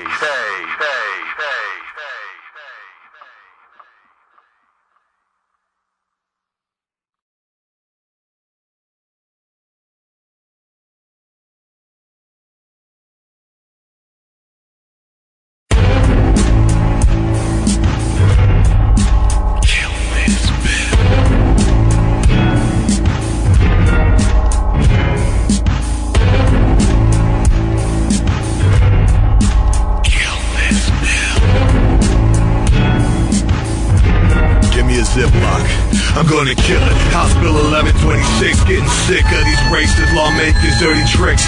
Yes, I'm against crime, but I ain't blind to this fact. This act profiles blacks, push back people of color. My Latino brothers read my essay to my folks in my essays. It gets messy all through the nation. Association, incarceration, as if harsh prosecution is the solution to poverty, racist institutions. Who you fooling when you jump to this conclusion? You known for using the law for law abusing. In fact, to your blacks, 5-0's been known to brutalize, criminalize, otherwise terrorize. I don't roll with slave patrol, nor do I support ambitions of lying politicians. Claim you tough on crime, that a fact. Why don't you lock up Wall Street and Goldman Sachs? Whoever wrote this bill ain't holding out. If they sold us out, go ahead and vote them out. Kill this bill. Politicians into hip-hop now. Their latest hit, a Slave Code remix, Kill Bill 1126. Now I'll take the liberty to change the words from slaves to gangs in order to uncover this diabolical plan. In U.S. history, laws governing the status of gangs were enacted by states that permitted conditions that created them. If law enforcement labeled you a gang member, you were considered a criminal rather than a citizen, with only felonious rights. Don't get it twisted, me and mine don't throw up gang signs. Black is black, red and blue is colorblind. Now that we put it into petty confusion, the gang banging issue, what's the solution? Back in the days, the fighting Irish was gang, and they were beasts, bumping up police, dead rabbits, damn nabbit. But you gave programs, save them from vultures of criminal culture. Question, why when it comes to the color, our programs fail, except your U.S. jail cell. The U.S. prisons become big business, claim you're saving me with legal slavery. Here's the facts, you never freed the blacks. That's why lies tie inside your almanacs. Created the problem and claimed to solve them. A criminal judging a criminal, ain't that simple. You see through bottled water, answer to the nation you slaughtered. Black, brown, red, and yellow, knee deep to the elbows. Past 1126, hell no, kill this bill. In this era of privately owned prisons, your incarceration have become the latest family business, where the daughter's the stenographer, the uncle's the judge, the nephew's the prosecutor, the cousin's the defense attorney, the brother's the corrections officer, and the grandfather, well, he's the warden. When free enterprise intersects with a captive market, abuses are bound to happen.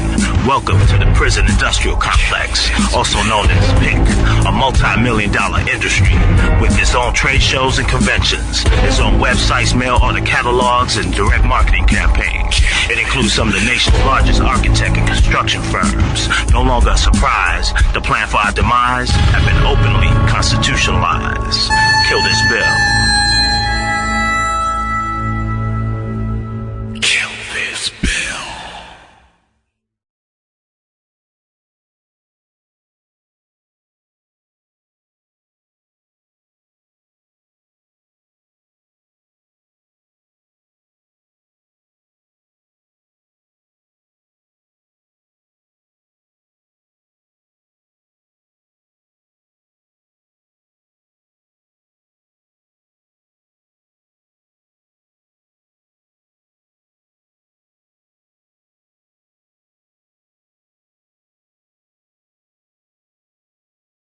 What's happened, officer? Well, little Bo Peep here has lost her sheep and she doesn't know where to find them. Look, if you just leave them alone, I'm sure they'll come home, wagging their tails behind them.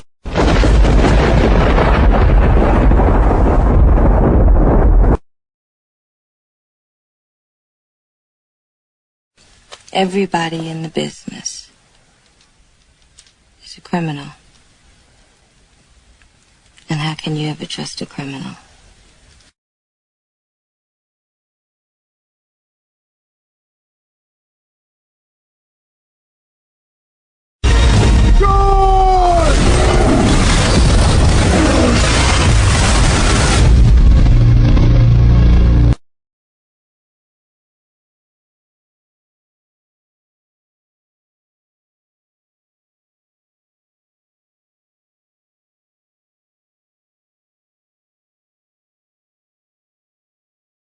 The Surve Notice Hip Hop Museum. NW Ancestral Legend, Entry Number 8, Peter Rem Bacho. Peter Bacho is a writer and teacher best known for his book Cebu, which won the American Book Award. His book is defined as Filipino-American literature because of its explorations in themes such as neocolonialism and Filipino-American identity. Early life and education. Bacho was raised in Seattle. His father was a field worker. He graduated in 1974. 2. Career. Bacho also won the Washington Governor's Writers Award for Dark Blue Suit, a collection of stories. Many of Bacho's books deal with the Filipino experience in the United States. He considers himself an old Filipino writer. 3. Bacho teaches in the Liberal Studies program at the Evergreen State College, Tacoma campus. He is also a lecturer in the Interdisciplinary Arts and Sciences program at the University of Washington, Tacoma. Bibliography. Cebu, novel, 1991 Dark Blue Suit, short stories, 1996 Boxing in Black and White, nonfiction, 1999 Nelson's Run, novel, 2002 Entries, novel, 2005 Leaving Yesler, young adult novel, 2010. What's up? This is Dominic Hoyt here at Tacoma Evergreen State College in Tacoma.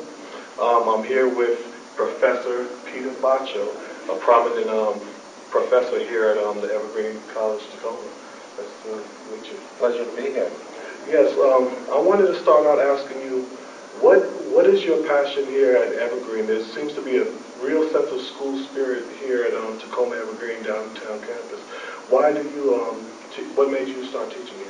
Well, I mean, I got picked up part-time in 2005 and really came to love the place because the mission is different.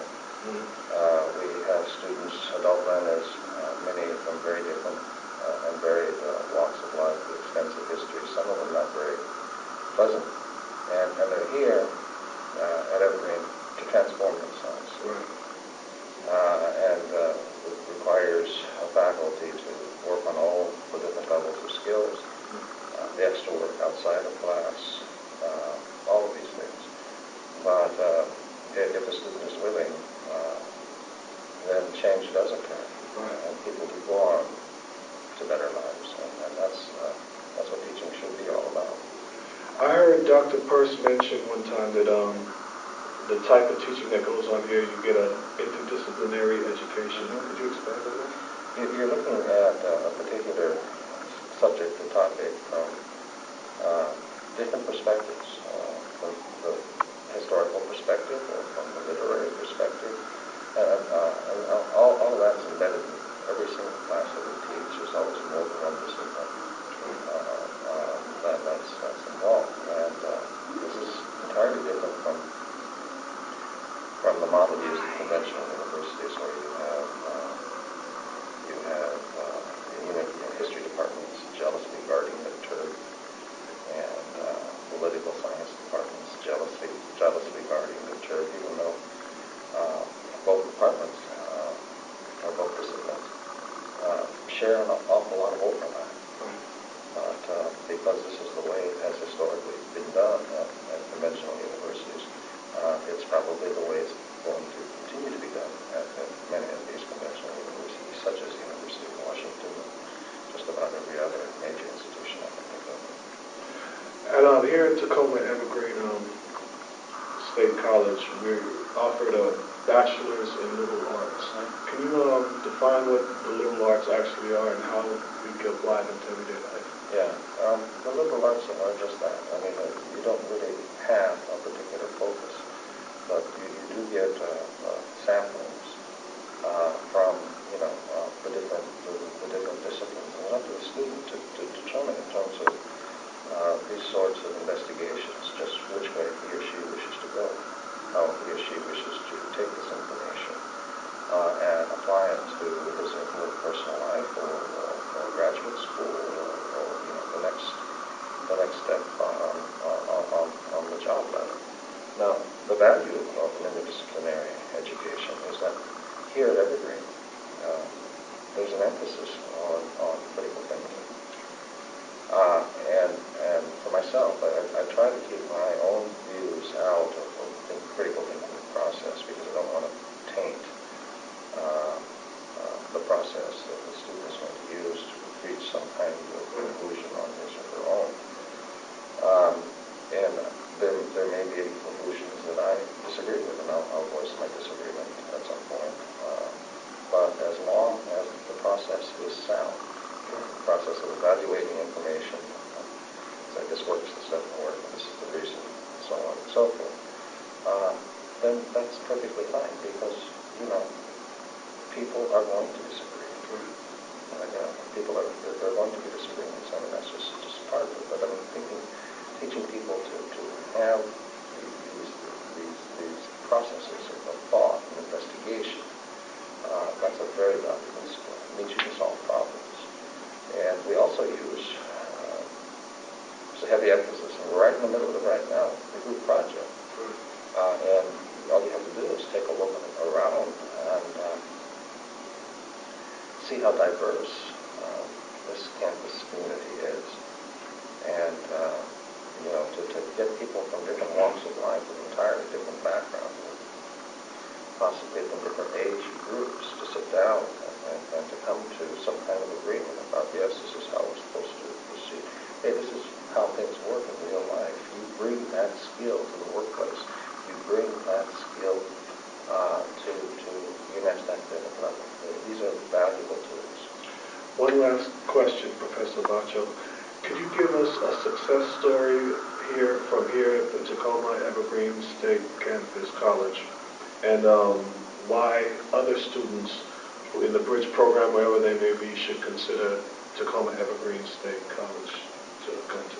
Well, I've got all kinds of success stories, but I don't have enough time to tell you this in the brief snippet that we have. But what you will get here at Evergreen is the personal attention of your advisor and other faculty members.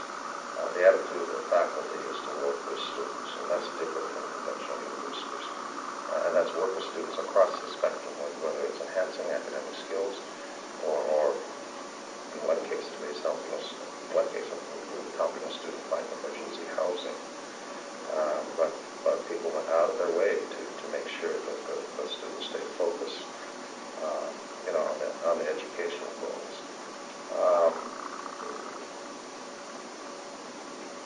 This is a unique place. This is a wonderful place. This is a pro-student place. And this is a place where faculty have historically been willing to work with individual students. And my guess is that will continue as long as this campus is open. Thank you, Dr. Professor Peter Bacho. Thank you. Thank you.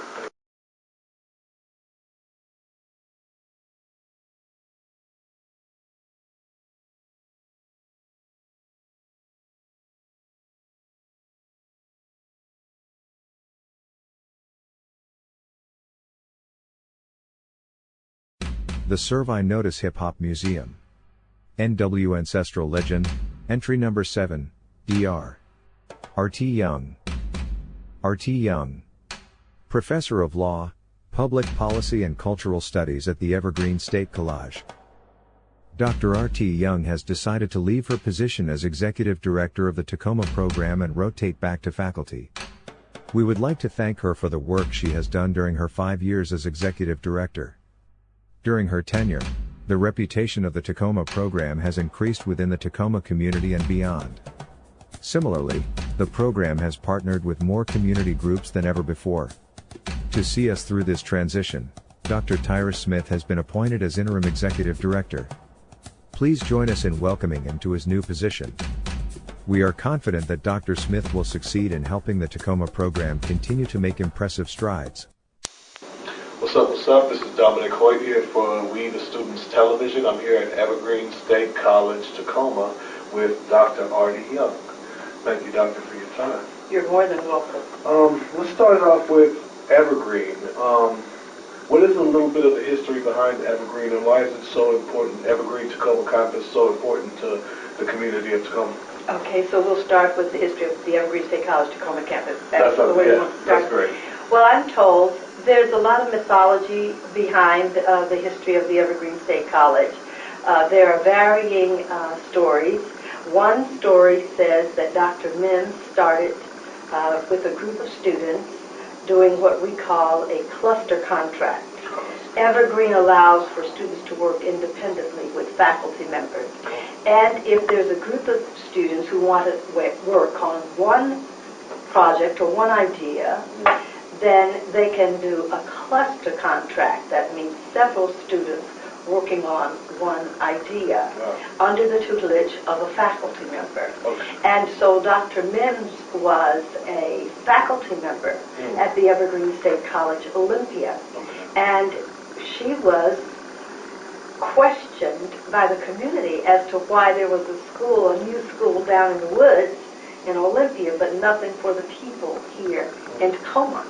And so she said, "You're right, let's start something." And so she began to meet with a group of students. They registered, they applied for admission, were enrolled, never went down there. They worked in cluster contracts, and then it grew into classes. But it was started, I am told, at Dr. Mims' kitchen table. She invited the students. They would hold class in her kitchen, simply because there was no building at that time here in Tacoma. Certainly they were building a lot in Olympia, but not here.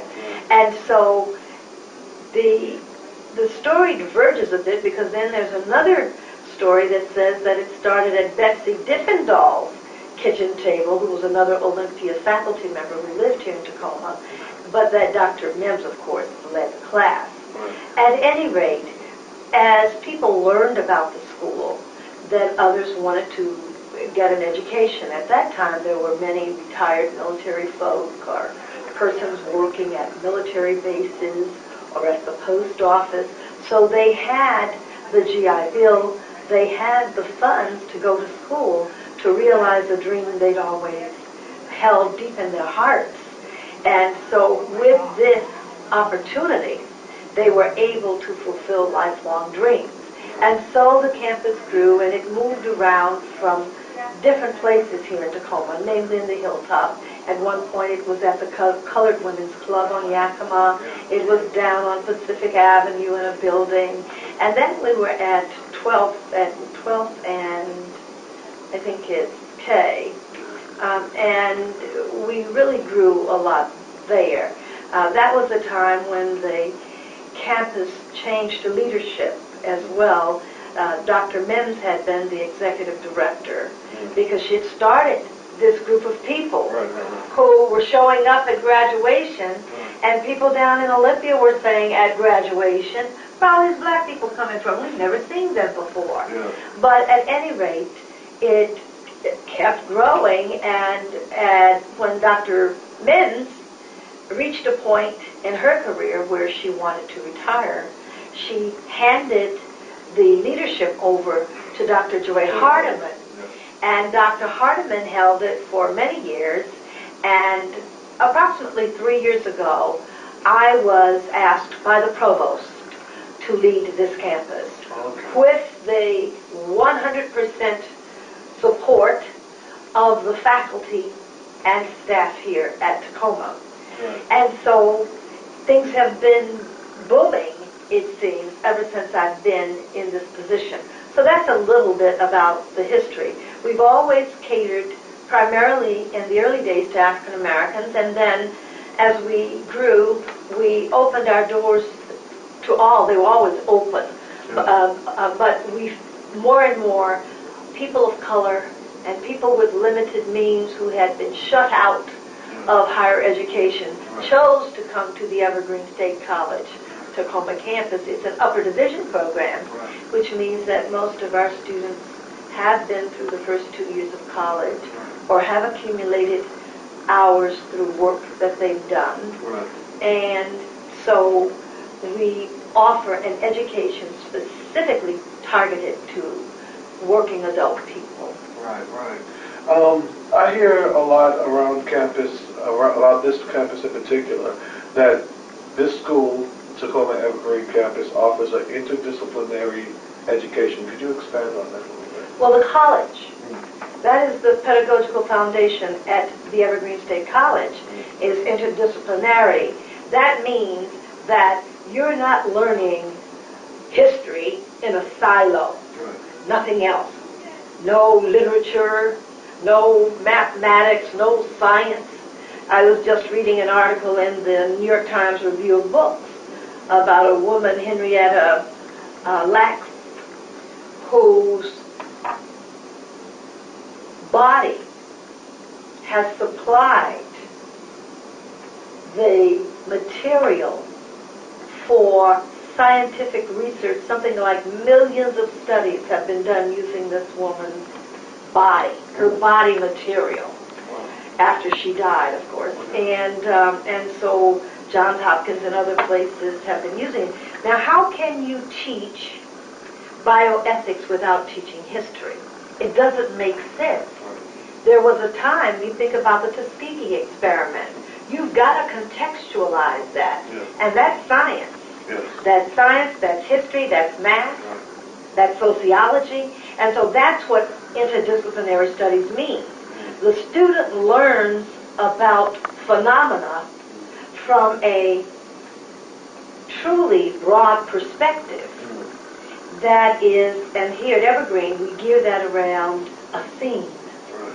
And so the theme becomes the title of the class. And then the faculty approach that theme from their disciplinary points of view.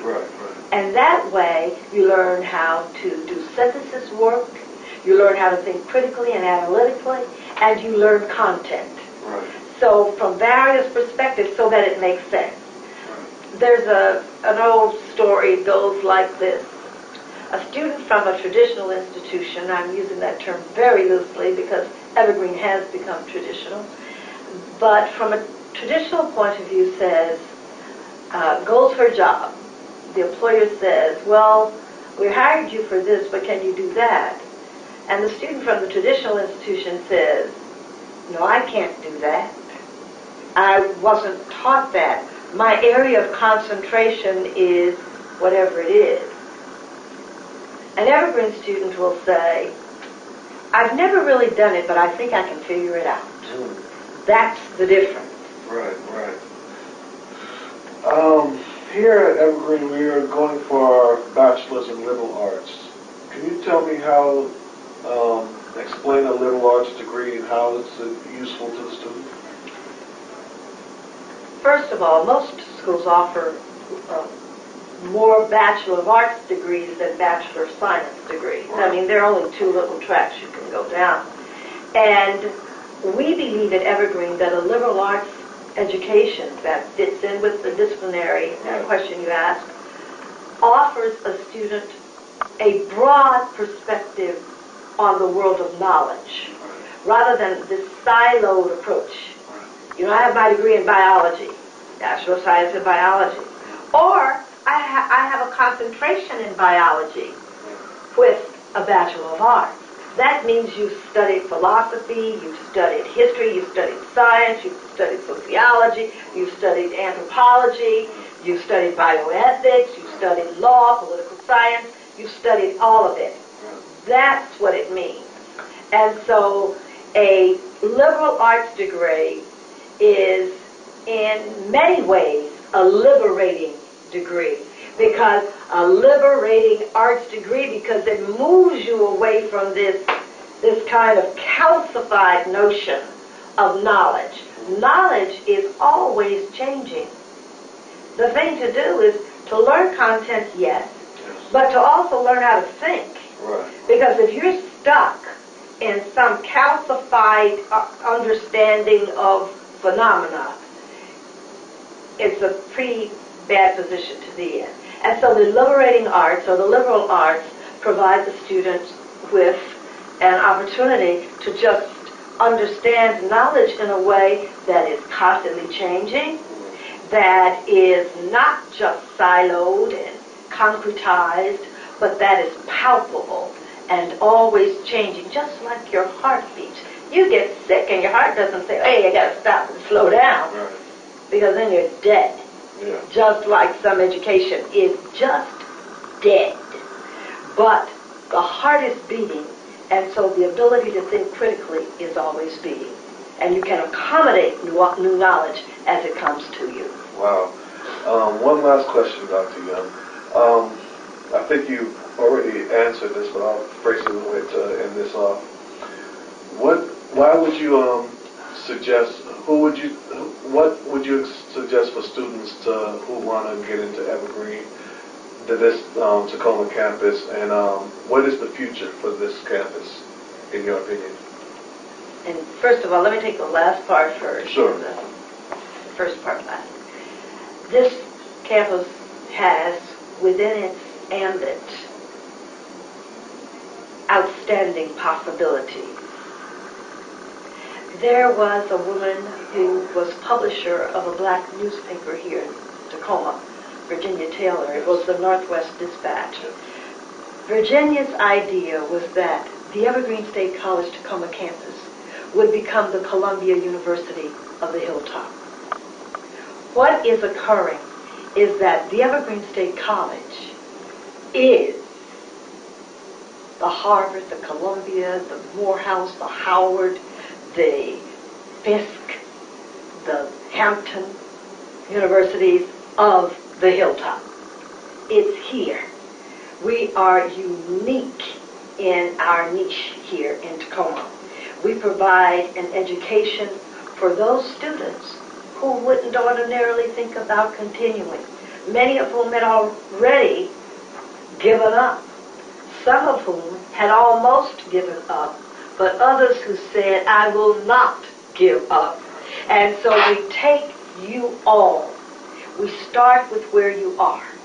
If you're having problems with math or writing, we provide infrastructure support so that you can rise up to the level that we need. We cannot continue to throw away our citizens if they don't qualify for admission to one university or one college. We must open the doors to higher education if we as a community, a city, a state, a nation are to survive and thrive. The Evergreen State College, quite frankly, in my estimation, is the savior of the Pierce County greater community, because we're educating all our people who come to our doors.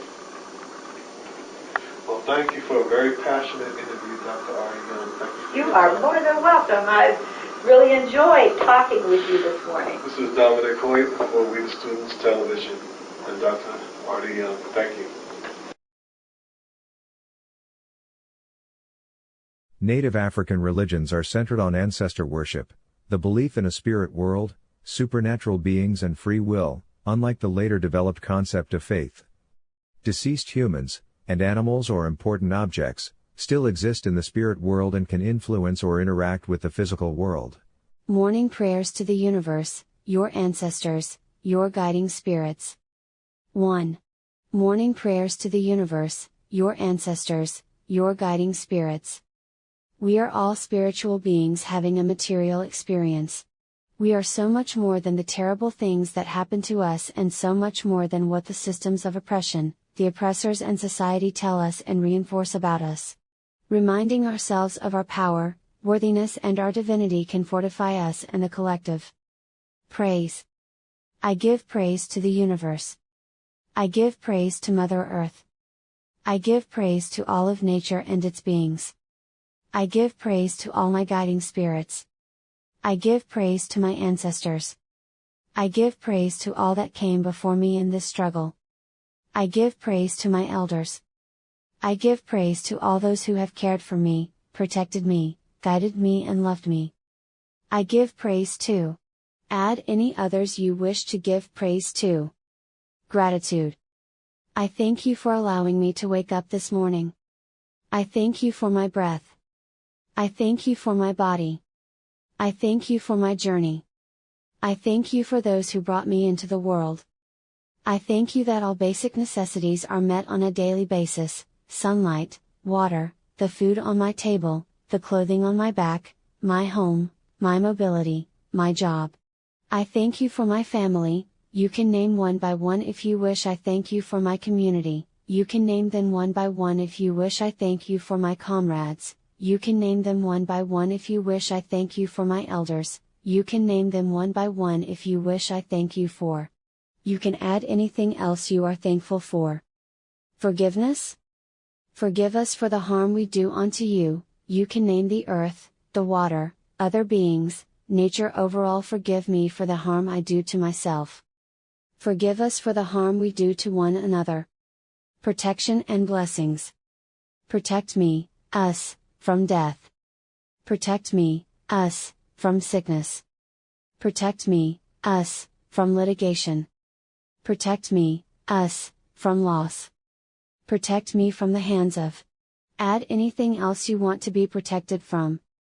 I pray that for long life, good physical, spiritual and mental health. I pray for a cool head and coolness in the world. I pray for fortitude. I pray for resiliency. I pray for clarity. I pray for courage. I pray for a self-love. I pray for. Add anything else you pray for, including people. 2. Libations. Libations are an age-old practice by many indigenous peoples across the globe. It is the act of putting cool water or alcohol on the earth/ground to attract coolness into our spaces and to ourselves. Libations can be done before a ritual or conversation, whether at a protest or in your home, your office, a meeting, or other spaces that may be part of your daily life or community space or events. The concept of coolness. Water is life, we are water and our world is water. Water is of major importance to all living things. In some organisms, up to 90% of their body weight comes from water. Up to 60% of the human adult body is water. The Earth is 71% water. The concept of coolness is integral to the delicate balance of our planet, the rise of 1 to 2 degrees in temperature of the world's ocean that hold 95% of the Earth's water has been catastrophic thus far: hurricanes, tsunamis, melting ice caps. Similarly, when we get hot-headed as individuals or loose or cool, we don't think clearly, we allow emotional challenges to take over, such as anxiety, anger, frustration, self-doubt, etc. We must maintain our own coolness to think clearly, calmly and strategically, and for our own well-being, that of the collective, and that of Mother Earth. Directions. Use a small bowl and put half a cup of water in it. Ensure the water is room temperature or cold. Do not use hot water. Dip your index finger into the water and drop a few drops of water onto the ground while chant the first phrase below: "May the earth be cool." Repeat while you chant each one of the phrases that follow. May Mother Earth be cool. May our guiding spirits be cool. May our ancestors be cool. May our heads be cool. You could add. May conversations be cool. May the day be cool. May our movement be cool. May our comrades be cool. May those who want to harm me be cool. May this day be cool. May. Add any other thing, situation, event, etc. you want to bring coolness to. Close out the libation with call and response 3 times. You say, "May it be so." Group responds, "Surely shall it be." Written by Francisca Porches.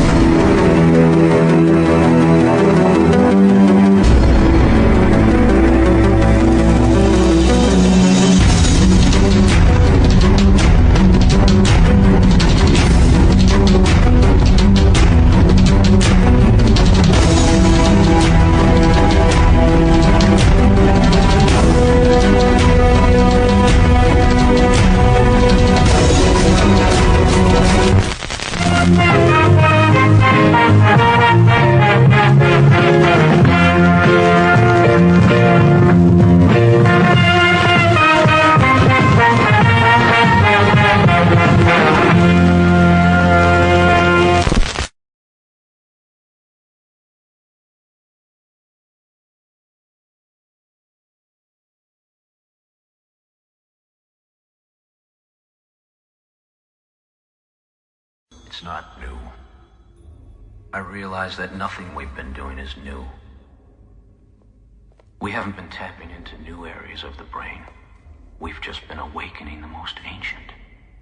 This technology is simply a route to powers that conjurers and alchemists used centuries ago. Human race lost that knowledge, and now I'm reclaiming it through virtual reality. George R. Hoyta, Evergreen/Lyceum, October 26, 2010. Justice is never given, only served, 3/5 human. One of the Lyceum books that I found interesting was The Constitution for Everyone. After completing this book, a light came on in my head illuminating the first step toward the fight for justice against the ruling class and their flunkies. I want to start a petition and movements toward making the Constitution of America recognize black citizens as 100% human beings. This should have been the number one issue on the agenda of every so-called black leader before engaging in ritualistic spiritual marches and begging for integration and jobs. How can anyone even attempt to negotiate for equality when the government doesn't even acknowledge your full humanity? Even worse, how can Obama claim to be a man if he will not even make the motion to make the Constitution of the United States of America acknowledge his full humanity? The cowardice of the black race has gone on way past bedtime. There is only so much that can be blamed on ignorance. I want to propose this motion to Dr. Lanners and the Law Club at the next meeting. I suggest we write up a plan of action, collect signatures, write letters, and do whatever we have to do to make the Constitution recognize black people as 100% human. I don't see how even the most bigoted white person, nor the most cowardly Uncle Tom, can defend against making the Constitution acknowledge black people's full humanity a reality. This, I believe, is the first step in the fight for justice in America. It is a fight for our humanity that can then lead to the reclaiming of our dignity and respect. I am aware of the fight that this demand will bring to those who dare to fight for their humanity. There are many who will see this fight as a road to rebellion that leads to reparations and justice. They would be correct in this conclusion.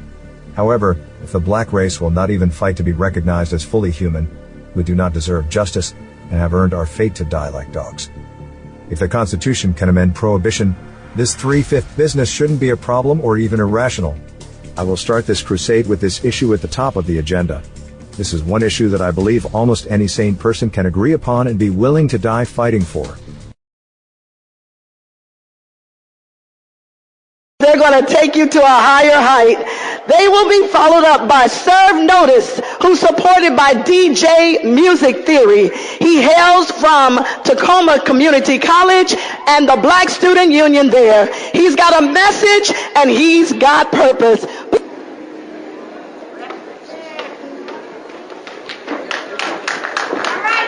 I have a dream for an exile in his own land.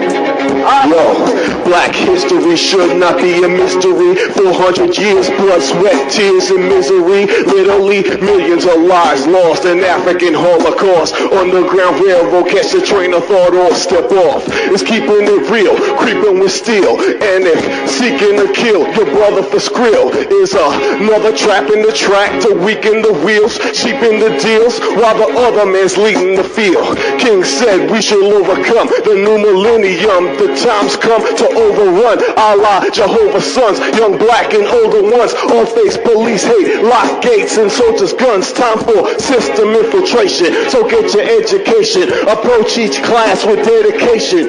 If you gotta be a bookworm, my brother, be that. Break them for their A sharps, let them keep their D flats. Let them know you're born to be a baller, and you'll be that scholar with dollars. Now you're doling on the free track, knowing the struggles now, a struggle of the mind. Challenge every doubt, don't let fear draw the line.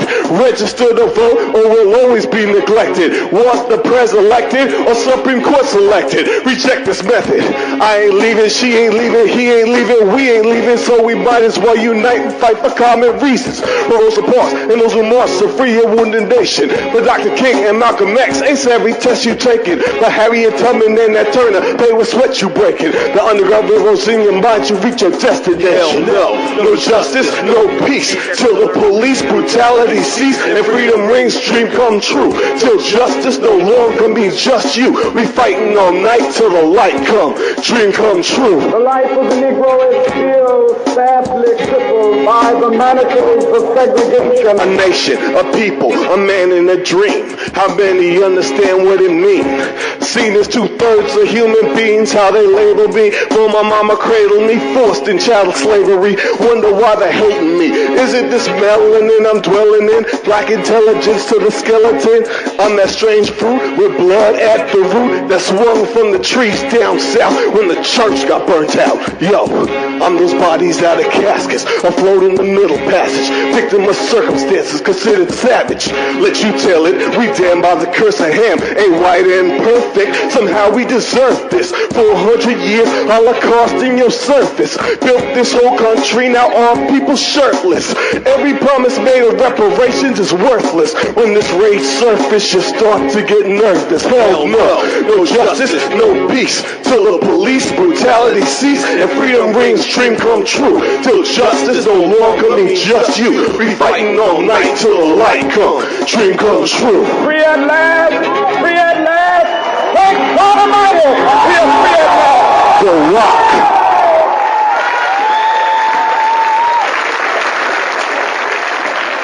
DJ Music Theory and Serve Notice with Dream Come True. And that's the language of the day. We're talking about the dream and we're talking about change. City of Destiny, have you enjoyed this year's 21st annual Martin Luther King Jr. birthday celebration? It's been good, hasn't it? You realize, Dr. Angelo, that my intelligence has surpassed yours. And I can't allow your fear of what you don't understand to get in the way of this work. The treatments have to continue. We have no choice. George Hoyta. Evergreen/Lyceum. November 2nd, 2010. Justice is never given, only served. Fourth entry. Please excuse my ignorance. In the last entry, I went on a rant about the Constitution and the 3/5 Compromise. I didn't understand how there could be a biracial president in office who'd neglect to change this section of the Constitution. I felt that a major step in changing the reality of the inhumane treatment of black people had to start with black people taking a stand and declaring their full humanity, starting with the United States Constitution. Although the zeal for this crusade may have been noble, further study into the 13th, 14th, and 15th Amendments have shown me my ignorance and arrogance. I don't believe that I am wrong in my position, but after researching blogs, news articles, YouTube, and the history of the Constitution, what seemed to be a case-closed argument proves to be much more complex than I have the knowledge, wisdom, or understanding to critically analyze in 2 weeks. I've heard arguments from black activists to skinheads concerning the 3/5 Compromise and the 3 reconstructive amendments, 13, 14, and 15. It appears that the North was the one who declared slaves to be counted only as 3/5 of a human being due to the fact that if the South had counted their slaves as full human beings, with no economic or political power, the South and the Confederate philosophy would be able to reign supreme in America by vote. Therefore, the compromise was that every 5 slaves would count as 3 votes. Thus, the 3/5 Compromise. Nevertheless, there is no doubt that black people have been done an inhumane injustice that we are still suffering under today. I will still attack the 3/5 Compromise, but must admit that it will take much more time than 2 weeks. I have learned that even though I've spent a lifetime of reading, and even though many of my peers consider me intelligent, I have to admit that I am as weak in American history as I am in mathematics. If I were to present the argument as is, there are thousands of learned white people who could shred it apart with so-called facts, figures, and dates, along with millions of their educated Uncle Toms who would agree with them. I realized, after researching this issue, just how far below the surface black people are buried after centuries of slavery. We don't even have the intellect to argue our own humanity and request justice. Silence the violence, increase the peace, don't fake the funk, whatever. It's not about that. It's about Quincy, Rhonda, and Kano. These are my homies, and they're also dead. So don't wrap this up in some cute ad slogan with some big sound effects. This is about us. We're killing each other.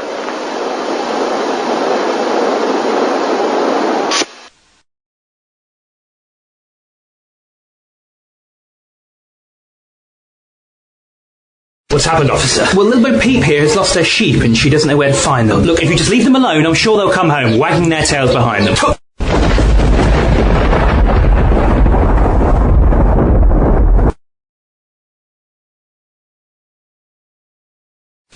Everybody in the business is a criminal.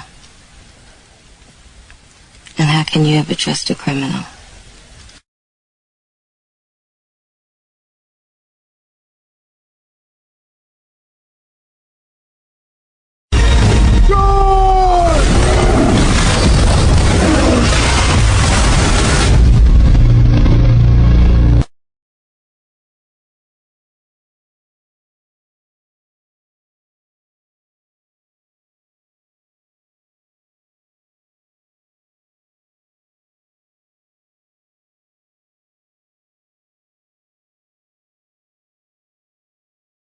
The Surve Notice Hip Hop Museum.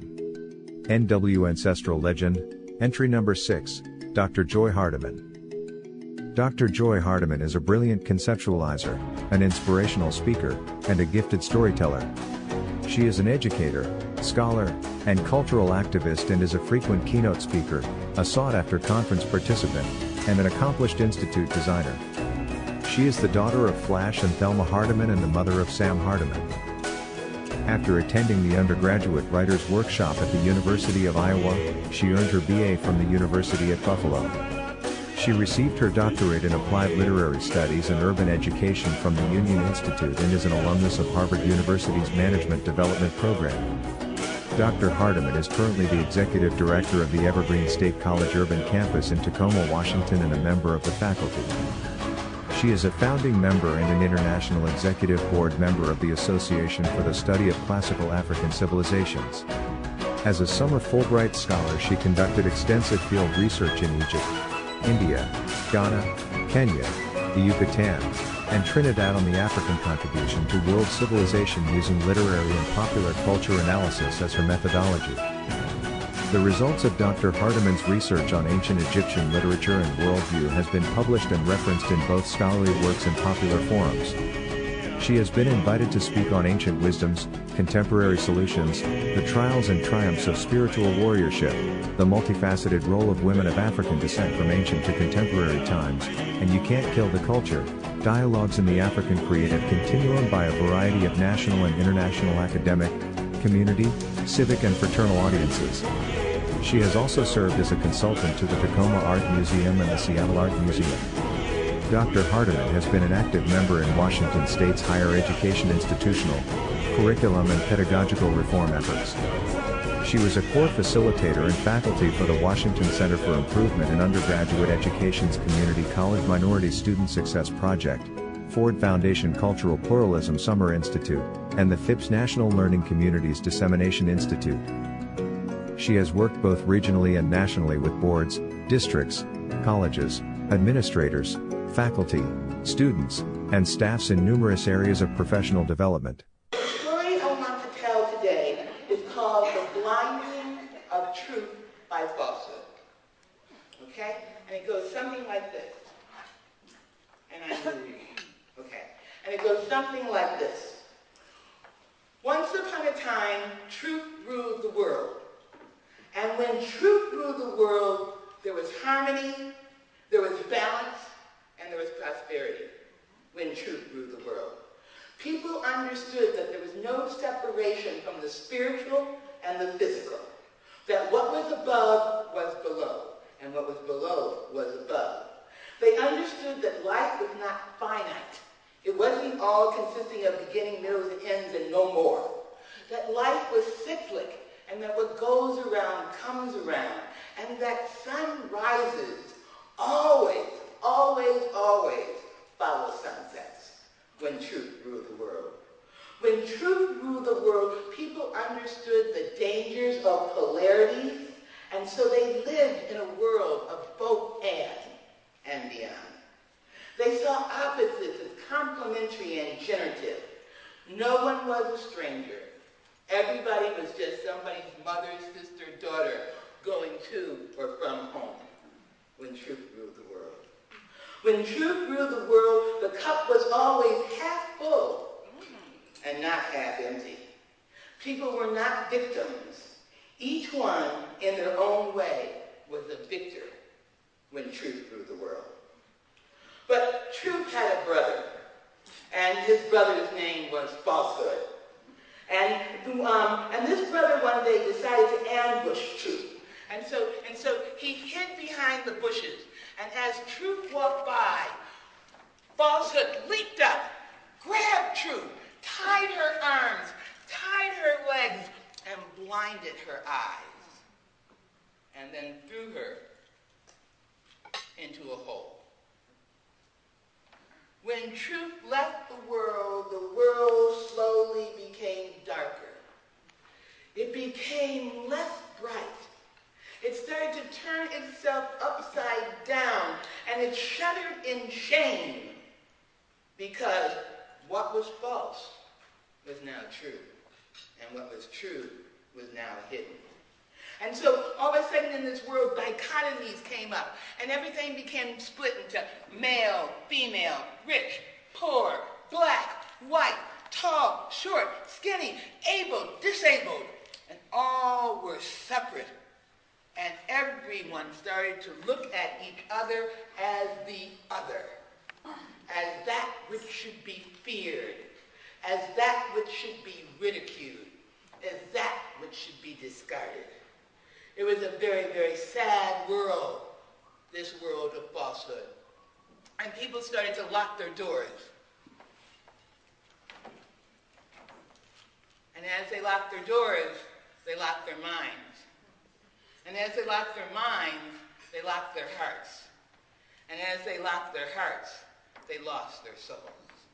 It was a very sad world when truth ruled the world. Silence took over speech.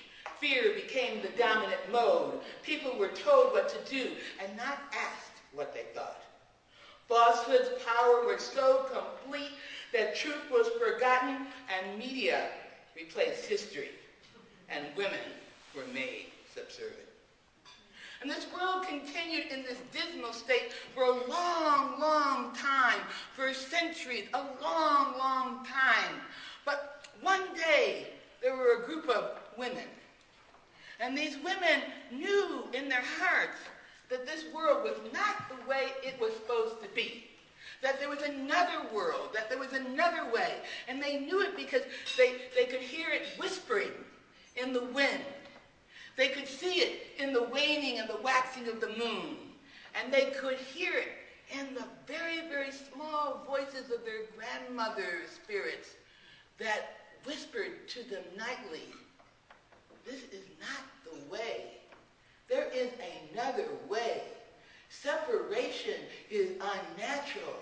Collaboration is important. Hate can be destructive. Love can be overwhelming. Resentment can eat you up. Release makes you free." And so these women said, "Let us seek truth. Let us go out into the world." And so they went out into the world and they looked for truth wherever they could find her. And one day they heard this tiny sound. This tiny sound. The sound wasn't really outside. The sound was something inside that was growing and growing and growing. And so they came together and they found the hole that truth was in. And they took their hands and they dug. And they used anything they could to try to get truth out. Any means, any resources to pull truth from the confines that she had been held in. And they brought her home. And they bathed her. And they gave her oil for her skin and perfume for her hair. And they asked her to speak and tell them, how did they come back? What ways are the ways to go? And truth says, listen to your ancestors. Listen to your grandmothers. Listen to your grandfathers. Listen to the women who have led you, who have inspired you. Women like Mildred and Jane. Mildred and Jane, who were the founders of the AAWCC. Listen to them. Listen to them. They gave you the story. They said, come together.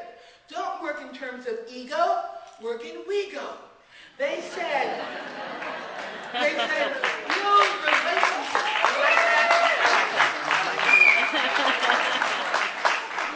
They said, build relationships. Call upon your existing resources. You've got connections, you've got organizations. Get those organizations together. Organize, collaborate, and research. Find out what are the necessary skills that you need to bring truth back into your world, into your colleges, into your environments, into your life. Articulate your vision and work hard. Work hard. And remember, as I believe James says, what matters is to study and be true to oneself. That is the first step for gaining truth. And so the women listen.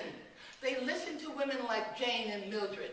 They listen to women like their grandmothers and their aunties and people that they had read about in books, and they became strong. Because as they stood on the shoulders of these women,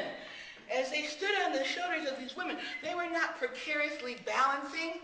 They were strong and supported, because as they stood on their shoulders, the women supported them. The women supported them with stories about how to make a way out of no way. The women supported them by examples, by their pain, their suffering, and their overcoming. And they realized they weren't alone. And once they realized that, they were able to march into history, to march into their communities, to march into their lives as seekers and bringers and carriers of truth.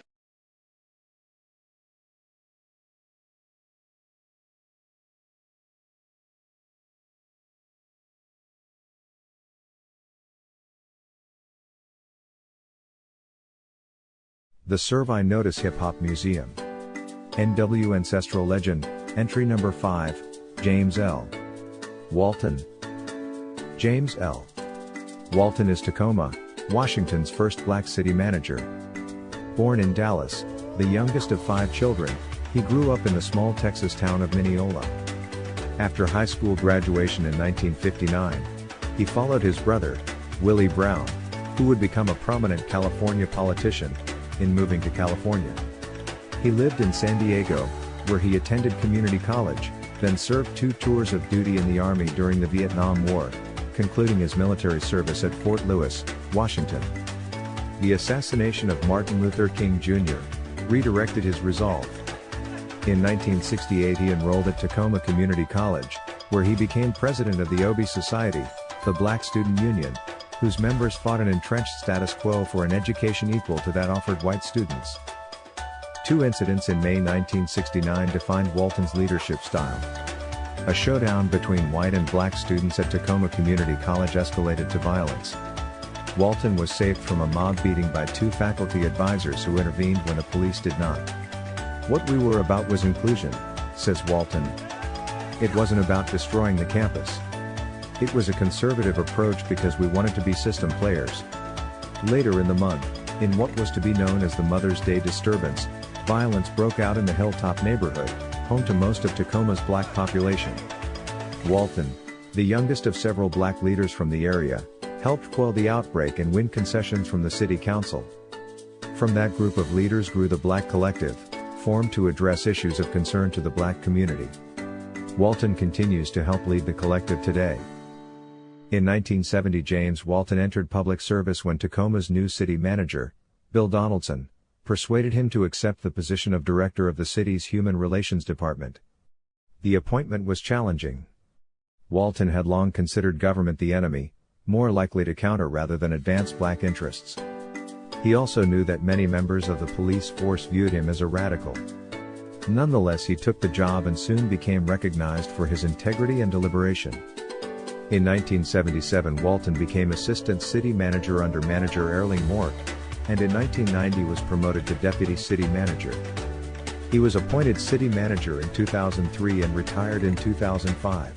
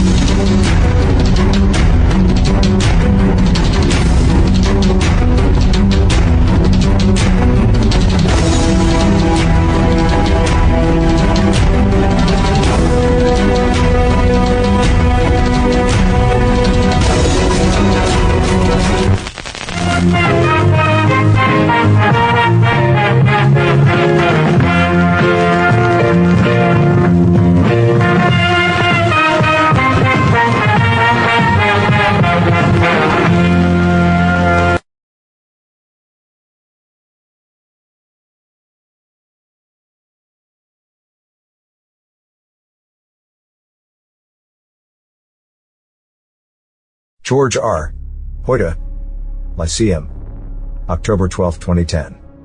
Justice is never given, only served. Second entry. Shaken, not stirred. After reading the book, You Call This a Democracy, by Paul Keevil, I was left with almost a sense of despair. The book is one of the required texts from Dr. Shepard's crime investigation class. It deals with the ruling elite and the class system, how they came into power, and how they maintain power. The reason this book left me with a bad spirit is because Keevil clearly articulates the mechanics of this corrupt system of injustice, which brings home the cold reality that it will be harder to serve justice to this system than I had originally anticipated. I didn't think it would be a cakewalk, by no stretch of the imagination, but I didn't think that it was almost impossible, until now. My faith was shaken. Last week in Lyceum, the young man from Jamaica, Sean, proclaimed that since he was serving in the United States military, he should also receive United States citizen status. To me, this sounded logical. Kara, however, seemed to disagree. When Amna, the young lady from Pakistan, pointed out that we are all immigrants, say the Native Americans, Kara referred to a homicide bomber in the U.S. from her country. I like Kara, but this argument turned my stomach. We are here at Evergreen State College, Tacoma, to make cycles and break cycles. The first cycle every person of color should seek to break, in my opinion, is the unjust cycle of white supremacy. To this day, all we can think about is getting a position with the oppressor of all people of color and fighting to uphold this corrupt system to the point of arguing why other people of color, even those of the same race, should continue to be disenfranchised. All we want is a job. My faith is shaken. What are we doing here if we aren't setting transcendent goals? Goals of changing ourselves in order to change the system? Don't get it twisted, I am a fan of Obama, I support Obama, I'm happy he is president, and would never work with the universal enemy by criticizing him on television to be used as a black cat's paw against acceptable change. He is the best man for the job and a sign of a change in direction for the world. However, I hate the system, and at the end of the day, Obama is just a brilliant black man in a position to manage the affairs of the ruling class. The ruling class controls everything, and until there is a leveling of power, there will always be injustice. In fact, we as people of color have ceased to criticize the government because we have a colored president who we can live vicariously through and say to ourselves, we have arrived. Obama could not even criticize the police for their blatant injustice without having to backpedal. If he as the president cannot point out wrongs against people of color, I don't see how I can serve justice, even as a criminal attorney, regardless of the undisputed evidence against this system. Our people claim they want revolution, but they want legal revolution, and there is no such thing. Laws are only as effective as the people who enforce them, and as we can see, they can be changed, manipulated, or outright eliminated whenever it suits the ruling class.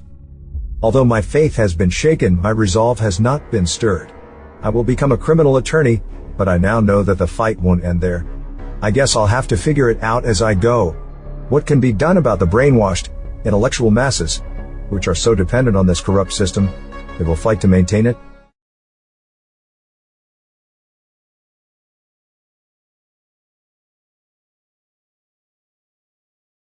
What's happened, officer? Well, little Bo Peep here has lost her sheep and she doesn't know where to find them. Look, if you just leave them alone, I'm sure they'll come home, wagging their tails behind them.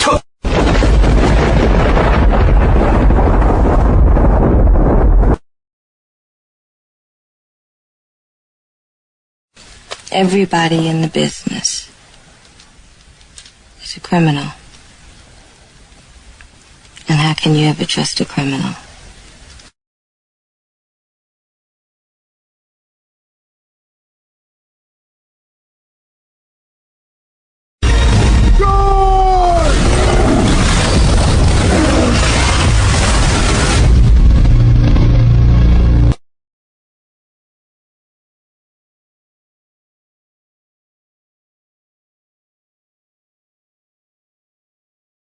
The Surve Notice Hip Hop Museum.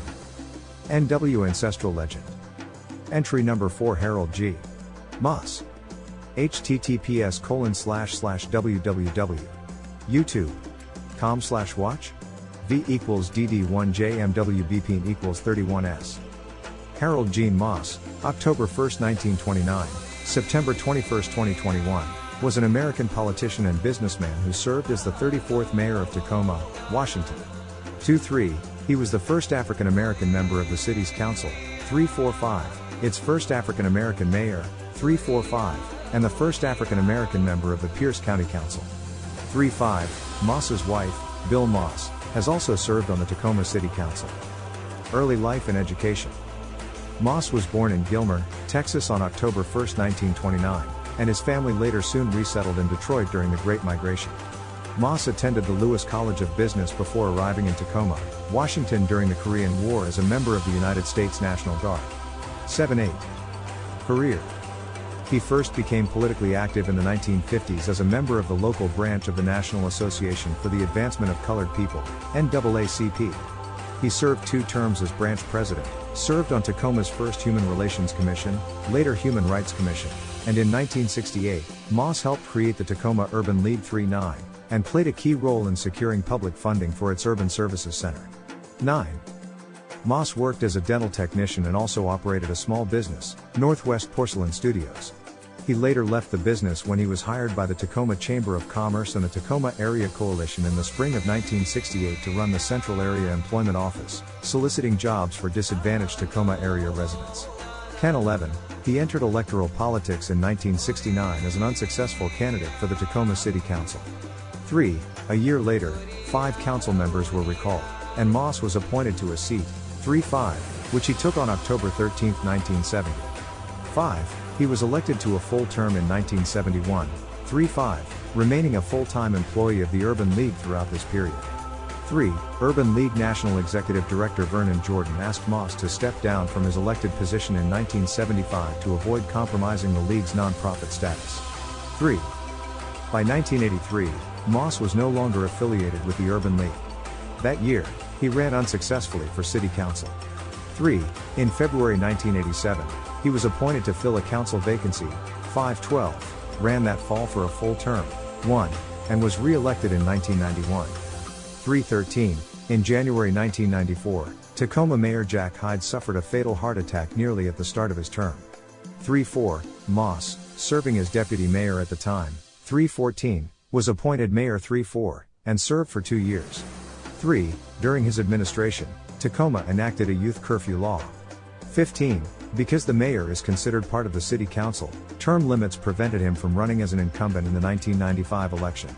13. During this period, Moss also worked as a civil rights manager for the Washington State Department of Transportation.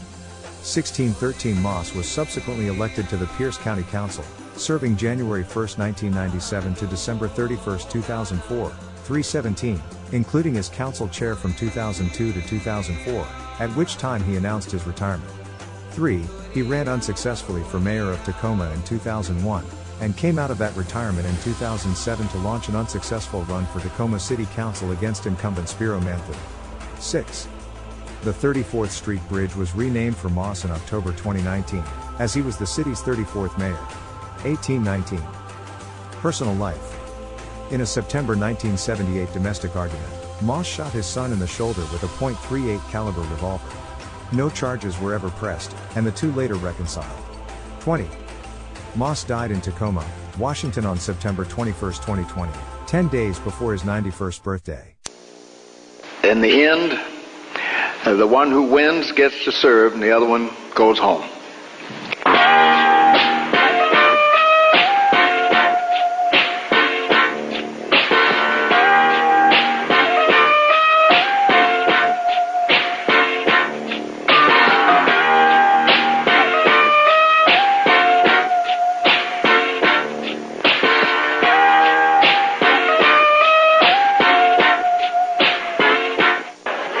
Hi, this is Ray Heaton reporting to you for What's Up College Edition. On November 6th, Tacoma's mayor race comes to a head between Harold G. Moss and Bill Barsama. Dominique and Patrick bring you live footage to help you, the student, the viewer, and the voter decide Tacoma's next mayor. I've had a deep and abiding interest in civil rights. Civil rights was what brought me into the political arena. Somewhere along the line you learn that you've got to stop hollering in the wind and get on the other side of the bench and try to help make laws that change things for people. What's up? This is Dominic Hoyt coming live from What's Up College Edition here at TCC Forum. I'm here with the candidate for Tacoma's mayor, former mayor and county member Harold G. Moss, how are you doing, sir? I'm doing just fine. It's good to be here. Thanks, Dominic. Oh, no problem whatsoever. Now, we were wondering, what are some of your views on the rise in tuition going on in Tacoma? What are some of your views and your thoughts on that? Oh, now that one hurts, because the limited ability for city or county elected officials to affect it. We're just kind of witnesses to it. I have to be absolutely straightforward with you, because in my lifetime, I don't recall much of anything that remained the same. And so rising tuitions, as with the rising cost of a loaf of bread, is almost inevitable. So I regret that that cost go up, but then I am so pleased that you have the option to try to still get a very good education. If there was one thing you could change or improve about the city of Tacoma as mayor, what would it be? Oh, I'd start with a whole lot of things. All of the vacant buildings downtown that used to have thriving businesses would have thriving businesses again. I would love to see neighborhoods where properties have run down, that we had some program that not only trained people but put people to work in refurbishing them. That would be just wonderful. I'd love to see Tacoma go out and get the kind of industry that's clean, that has high-paying jobs, family wage jobs, all of those kinds of things. To me, there's nothing wrong with knowing that way off in the distance, that's where you're trying to get. If you could describe the bone marrow of your campaign that you've been running and what you stand on inside, how would you describe it? Well, it is the absolute commitment to working with people. I have seen almost the impossible take place when you bring folk together to resolve a problem. When you bring them together, when you are dedicated to listening to divergent views, when you are willing to step in and be the arbiter, when you then, with the full power and majesty of the mayor's office, convene a setting, people come, and it's how they are treated, how respectful you take their ideas, that is a real generator. Well, it was a pleasure to hear you here and have you here on What's Up College Edition. Harold G. Moss, November 6th.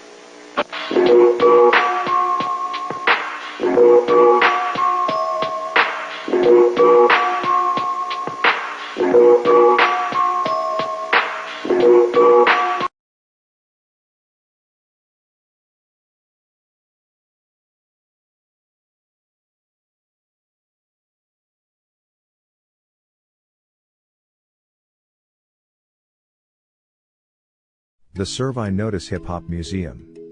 NW Ancestral Legend, Entry Number 3, Virginia Taylor. The Northwest Dispatch, Tacoma, Washington. 1982 Current dates of publication 1982 Current created. Published Tacoma, Washington, Virginia Taylor. Subject headings: Tacoma, Washington Newspapers, African Americans Washington, State, Newspapers, African Americans, Washington, State, Washington, State, Tacoma, United States Washington Pierce Tacoma Genre Newspapers Notes, 5 issues a week. Began in 1982. Publisher, Northwest Dispatch Newspapers. Description based on Volume 2, No. 30, March 2, 1984. Latest issue consulted, Volume 10, No. 58, April 24, 1992.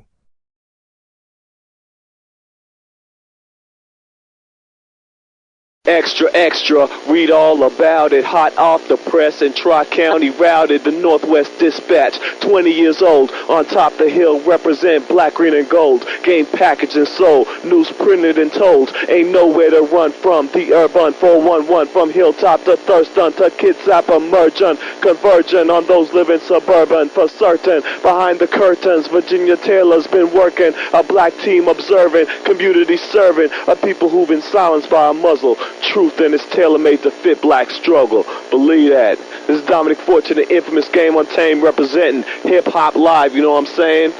Happy 20th anniversary to the Northwest Dispatch. Get the papers. Get the papers.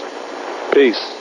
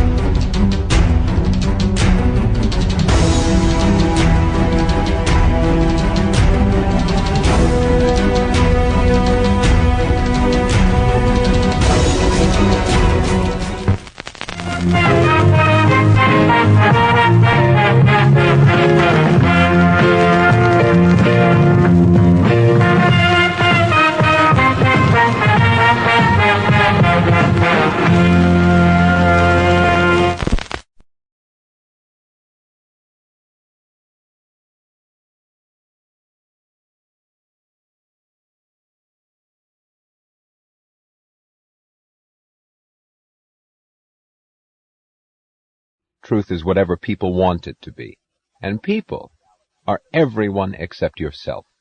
Reality is whatever people choose to say it is. There are no objective facts. There are only people's arbitrary wishes. A man who seeks knowledge in a laboratory by means of test tubes and logic is an old-fashioned, superstitious fool.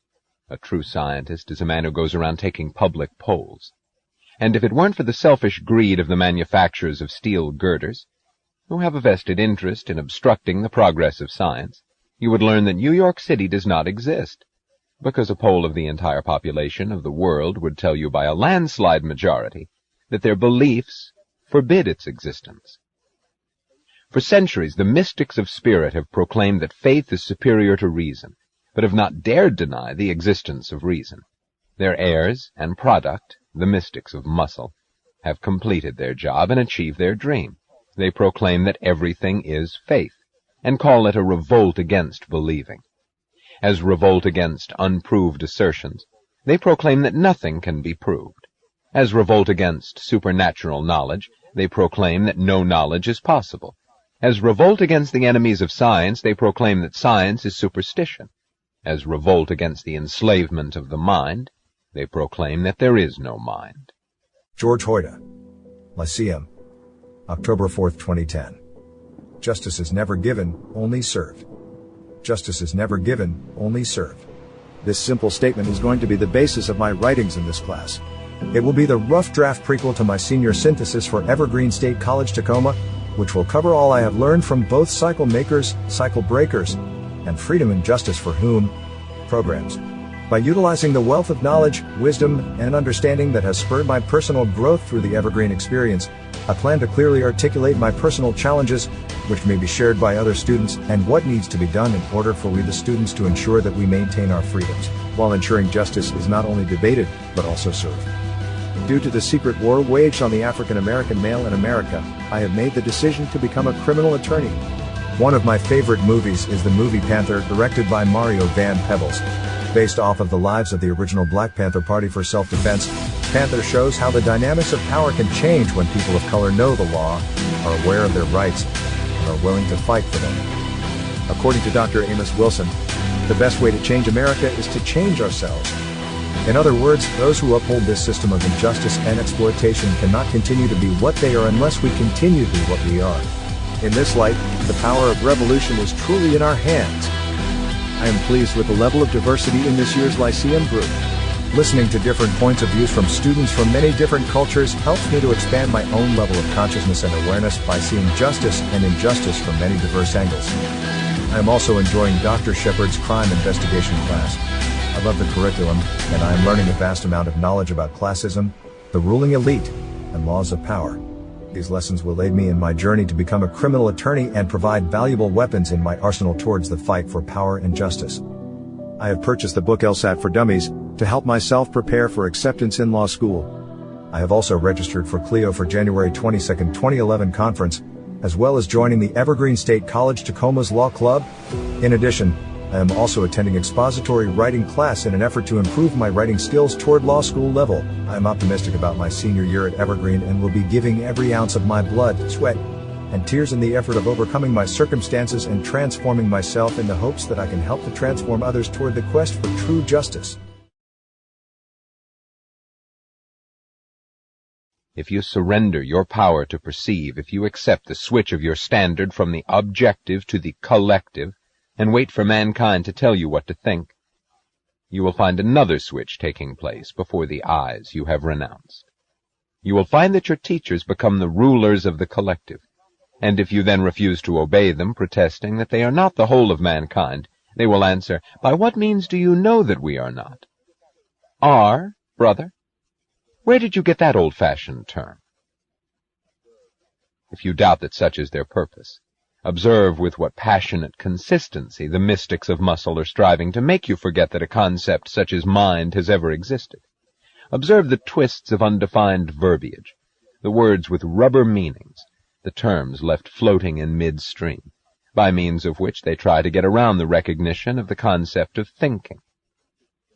Your consciousness, they tell you, consists of reflexes, reactions, experiences, urges, and drives, and refuse to identify the means by which they acquired that knowledge, to identify the act they are performing when they tell it, or the act you are performing when you listen.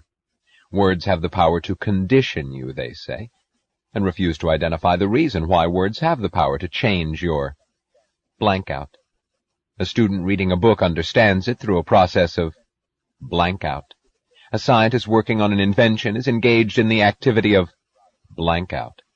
A psychologist helping a neurotic to solve a problem and untangle a conflict does it by means of blank out.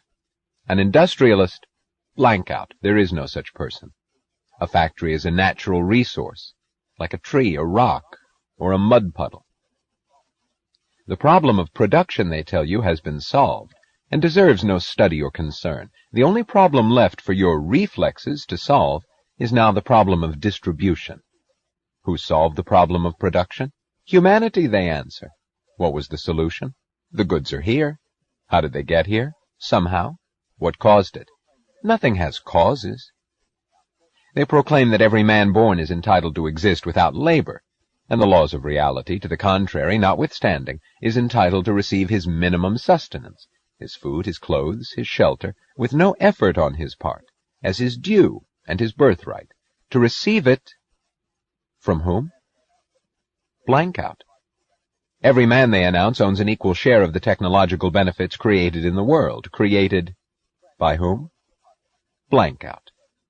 Frantic cowards who posture as defenders of industrialists now define the purpose of economics as an adjustment between the unlimited desires of men and the goods supplied in limited quantity. Supplied by whom? Blank out. Intellectual hoodlums who pose as professors shrug away the thinkers of the past by declaring that their social theories were based on the impractical assumption that man was a rational being. But since men are not rational, they declare, there ought to be established a system that will make it possible for them to exist while being irrational, which means while defying reality. Who will make it possible? Blank out.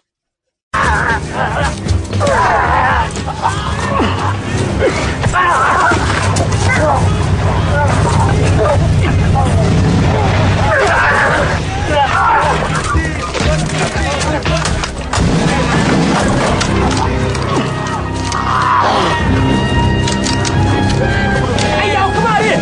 Police, it's the brothers, we're going! Get some backup! Get the hell out of here! Get out of here!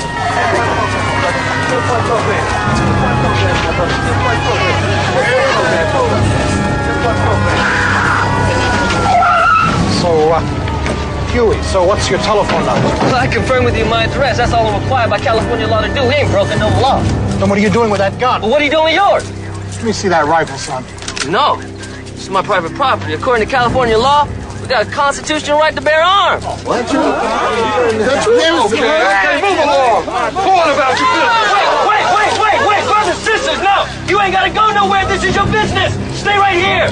The law says, as long as you stand a reasonable distance, that's 8 to 10 feet to be exact, you got a right to observe the police carrying out their duties. From what I can see, you're standing 22 feet away from this man. So, brothers, ain't no law being broken. That's right. You stay right where you are. You ain't got to go nowhere. Learn about the Black Panther Party. Is that gun loaded, boy? Fish and game law clearly states it's unlawful to carry a live round of ammunition in the chamber of a shotgun or rifle in a vehicle. Pig. Refer to him as officer. Then don't you refer to him as boy. Well, is it loaded? I tell you, officer, it wasn't, but now it is. Ooh, there's a badass nigga. Now, for the last time, boy, what do those guns mean? They mean, pig, that the Black Panther Party declares you try to brutalize our community, you try to take our weapons. We'll shoot you, man.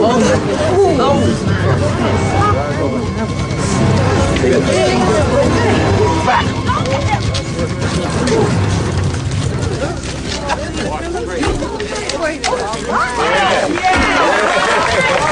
Jesus, I think I done died and gone to heaven.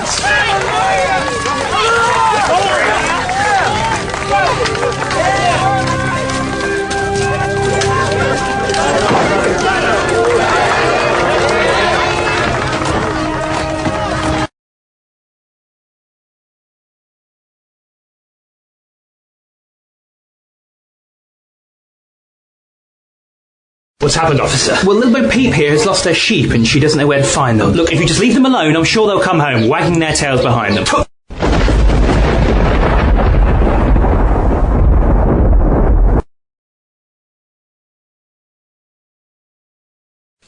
Everybody in the business is a criminal. And how can you ever trust a criminal?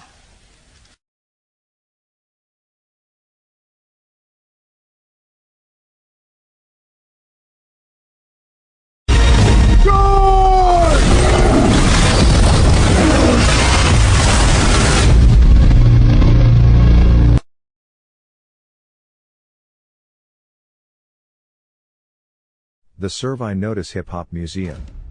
NW Ancestral Legend, Entry Number 2, Thomas Dixon. Thomas Dixon first came to Tacoma while serving as an airman at McChord Air Force Base. He became the first director of the Hilltop Multi-Service Center in 1996 before taking a role as the inaugural executive director of Tacoma's new affiliate National Urban League. Thomas served in this position for 34 years, working diligently for economic development, job training and social services. In addition to this work, he was a prominent voice in the struggle for racial and social equity and progressive change in Tacoma while also serving as a mentor for the Black Collective, a weekly gathering of black civic leaders. Thomas Dixon, a leader and central figure in Tacoma's civil rights movement, is the 11th annual recipient of the Greater Tacoma Peace Prize. Dixon, inaugural executive leader of the Tacoma Urban League and a mentor to 2 generations of Tacoma community leaders, will travel to Norway in December of 2015 to be a part of the celebrations surrounding the award of the Nobel Prize for Peace. He will also be honored at a banquet to be held at Pacific Lutheran University in October. Born the grandson of a slave in Georgia in 1931, Dixon remained in Tacoma after retiring from military service at McChord Air Force Base in 1964.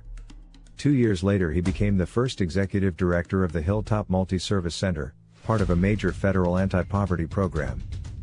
Later that year he became chair of the Tacoma Urban League Organizing Committee while also serving as a staff member of the Washington State Economic Opportunity Department, which reported directly to the governor. In 1968 he became the inaugural executive director of Tacoma's new affiliate of the National Urban League, a position he held for 32 years. As the Tacoma Urban League executive officer, Dixon worked assiduously for economic and community development, job training, and social and health services for all in need, but especially underserved and underrepresented African Americans. In the late 1970s Dixon worked 2 years for Tacoma Public Schools as an assistant superintendent, through an operating agreement between the Urban League and the school district, to design and implement a comprehensive affirmative action plan. In 1968 he received an honorary doctorate from the University of Puget Sound. As a leading voice for civil rights and social justice throughout Tacoma and Pierce County, Dixon advocated progressive change to a then conservative, predominantly white city leadership, responded to an outbreak of racial violence in the Mother's Day disturbance of 1969 with a strong voice of nonviolence and conciliation, co-founded the Black Collective, a weekly gathering of black concerned citizens and civic leaders that continues today. Thomas Dixon has lived a life that embraces deep commitments to justice, reconciliation, cooperation, and the betterment of others, and he has nurtured these values in more than 5 generations of community leaders. For his longtime dedication to peace and justice for all, the 2015 Greater Tacoma Peace is awarded to Thomas Dixon. On behalf of Tacoma Housing Authority and the Tacoma Urban League, it says presented to Thomas Dixon in recognition of your extraordinary commitment to service, sustained engagement, and empowering others to become involved with our community. May the families that reside within these homes feel the compassion, caring, and encouragement which you have given to so many who have crossed your path.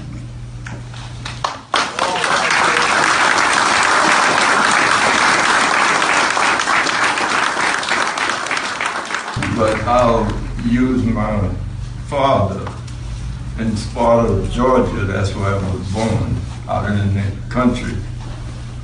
Was a medical doctor, one of the first medical doctors in Georgia.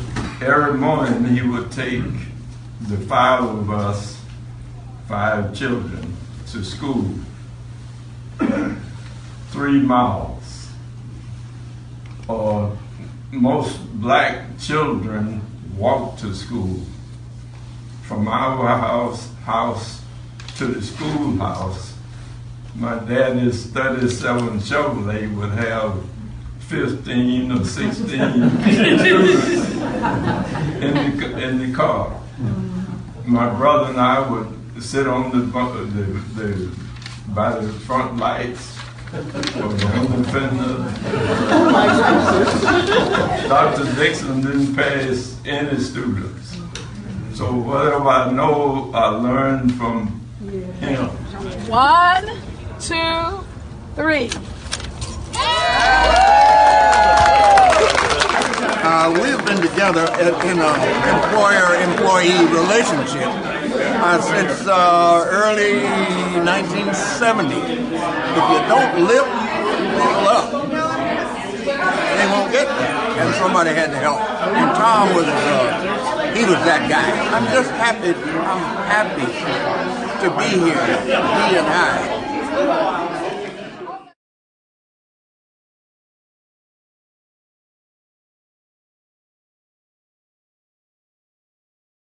The Surve Notice Hip Hop Museum. NW Ancestral Legend, Entry Number 1, Maxine Mims. Maxine Mims' mother taught a neighbor how to read. And her father refused to let his children experience humiliation on public transportation in segregated Virginia. They walked everywhere during the Depression. Maxine grew up steeped in black pride and service. She became an ally of MLK and Maya Angelou. Maxine Mims. Mims in the late 1960s poses for her official photo for Seattle Public Schools. Mims Collection. In 1968 she was named Sensitivity Training Director for Seattle Schools, a position financed by the Civil Rights Act. 4 years later, she joined the faculty for the Evergreen State College. She also began teaching college-level coursework at her kitchen table in Tacoma's Hilltop neighborhood, providing access to four-year degrees for working adults. Evergreen's Tacoma program has now awarded more than 2,700 degrees, a legacy that generates generational success stories. At 90, Dr. Mims conducts classes in her Mason County home. There's a constant stream of visitors. This phone rings 24/7, says a close friend. She is solving the problems of the world sitting in that chair.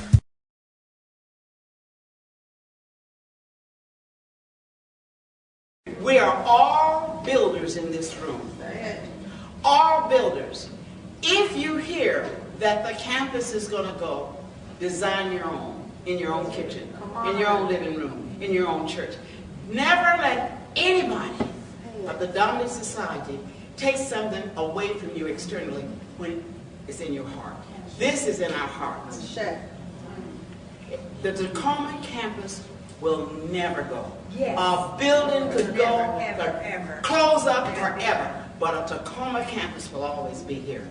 No one will ever take it away, and even when I die, I'm coming back to make sure.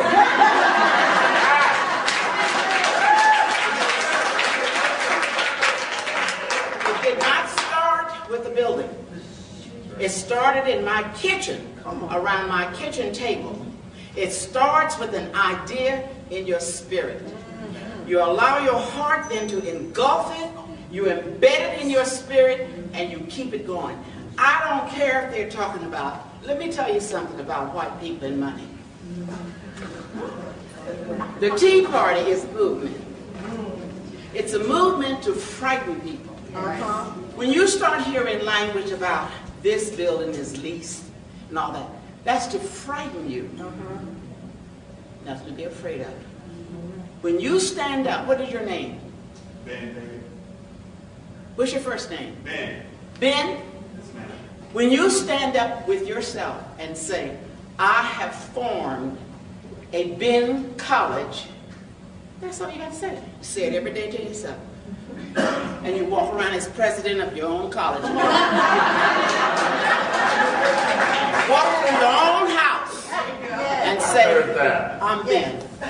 Walk in your bedroom, look at a full-length mirror and look at President Ben. If you don't have anybody sitting in there with you, go get you some dolls and put them around. But know that it can never be taken away from you. And once you understand that, once it's embedded in the spirit, you walk free. I've heard the story of this campus, that campus, and Maxine. I've heard so much about budget cuts until I have turned white. I have heard, you hear budget cuts all the time. Come here, RT. Nobody on earth can look at her and get rid of a campus. That's right. Not with the intellect, the degree. RT Young will sue you.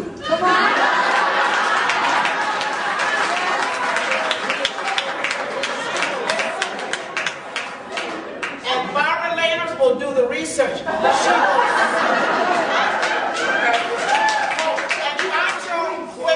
Wacho will write the briefs.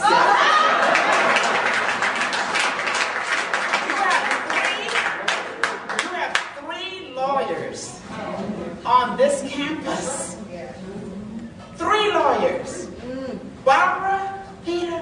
MRT, and you think somebody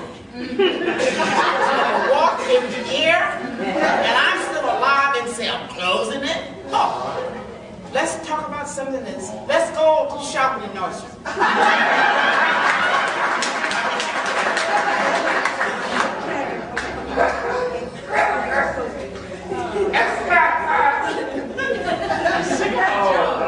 I just want to thank everybody, and with people who are asking, what can I do? How can I go back to college after my BA? I sat there, and I was a bridge student, 30 years old, had graduated high school several years ago. It was like 10, 15 years before I graduated in English. I am now a faculty at Washington State University, running the largest youth program in King County.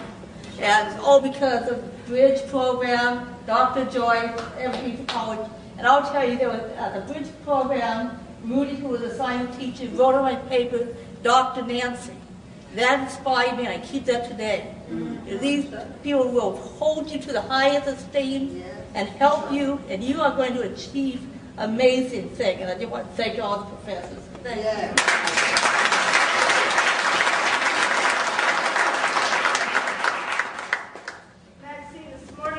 You talked about getting into global.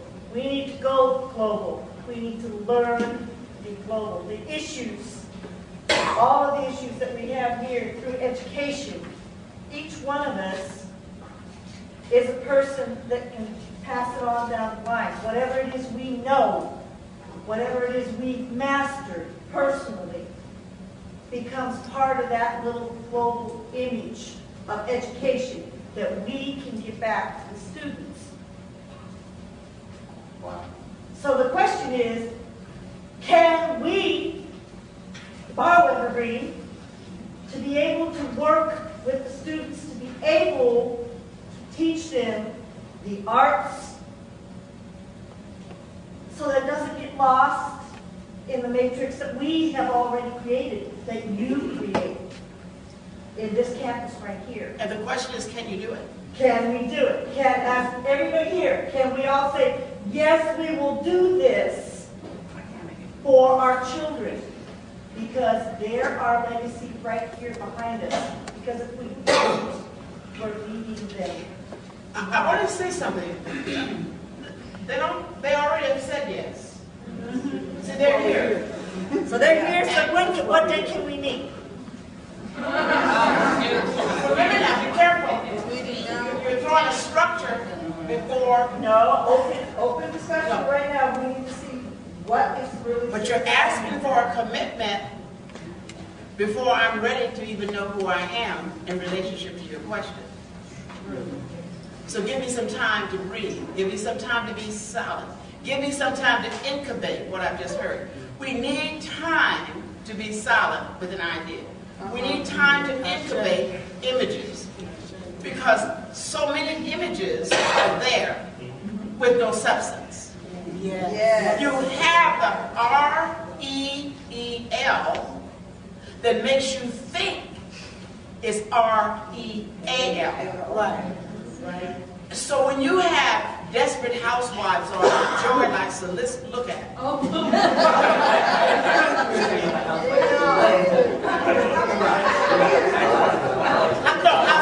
Housewives of Atlanta.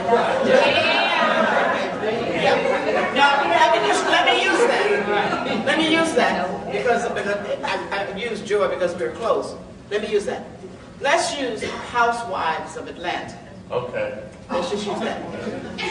Everybody in this room recognizes that in our community, it looks like this. Atlanta is the mecca of sophistication. Yes. But if you want to destroy that, you put on Housewives of Atlanta, who acts like a bunch of fools. So, what we'll find ourselves doing is talking about the Atlanta Housewives, and don't they chat, and aren't they gossipy? And the next thing you know, you're saying things about Atlanta that has never been said. Some of our greatest universities are in Atlanta. Some of our greatest historical black colleges in Atlanta. But We have people watching Housewives of Atlanta. I bet if you found a black woman who is married to a wonderful electrician in Atlanta, you wouldn't see her on that program. I bet if you found a wonderful school teacher married to a plumber, you wouldn't see her on that program. So the real takes over, and that image becomes the image that we imitate, and we have no substance. Joe, I demand that you get more substance. I want Tom right to New York. Joyce can still go to Housewives of New York.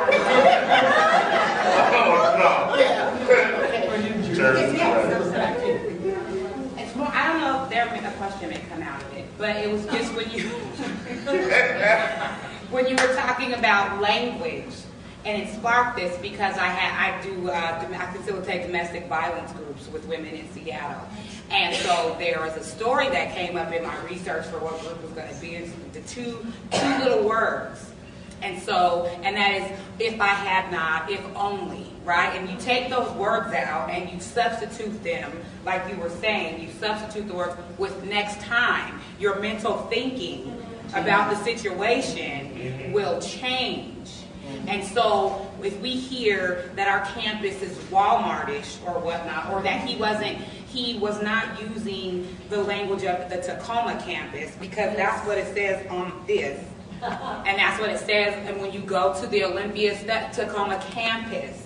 So we're a separate a campus as well. We're not beneath the Olympia campus, in my opinion.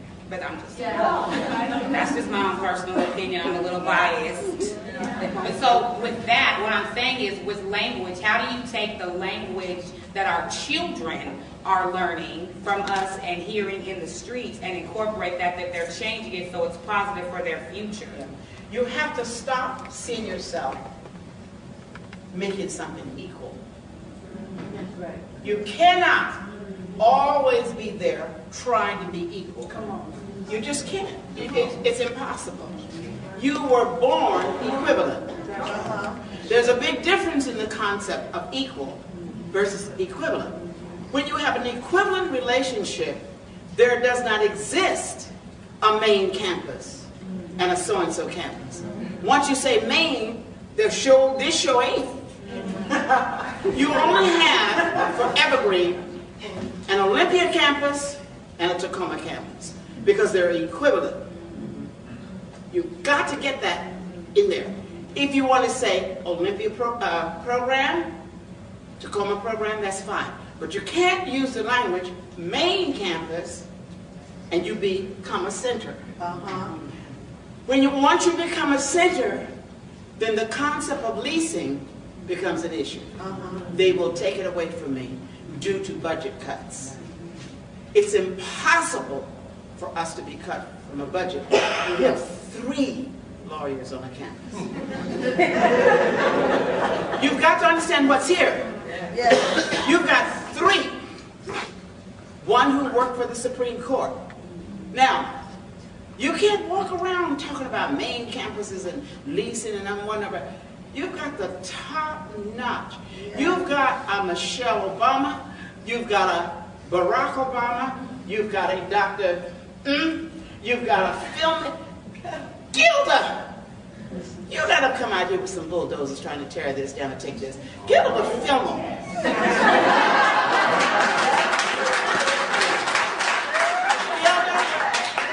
Gilda would film them and put it on YouTube. It'll be a revolution. You know. Think of who's here. What's your field, Tony?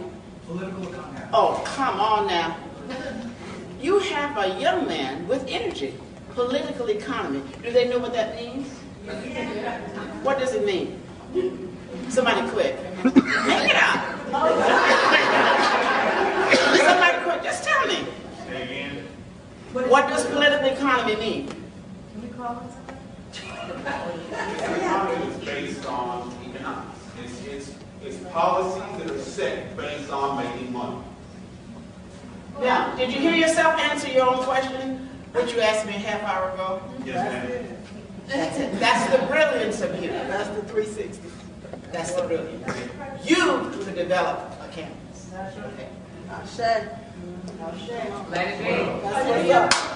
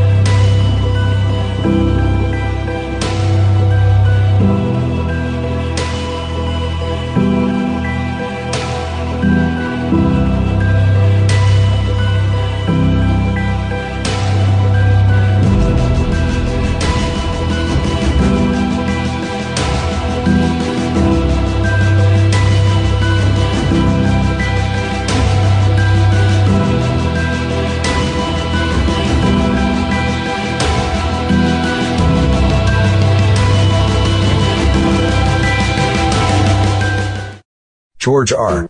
Hoyts resume. Surve notice at gmail.com. Paralegal student / barber / bartender / professional performer.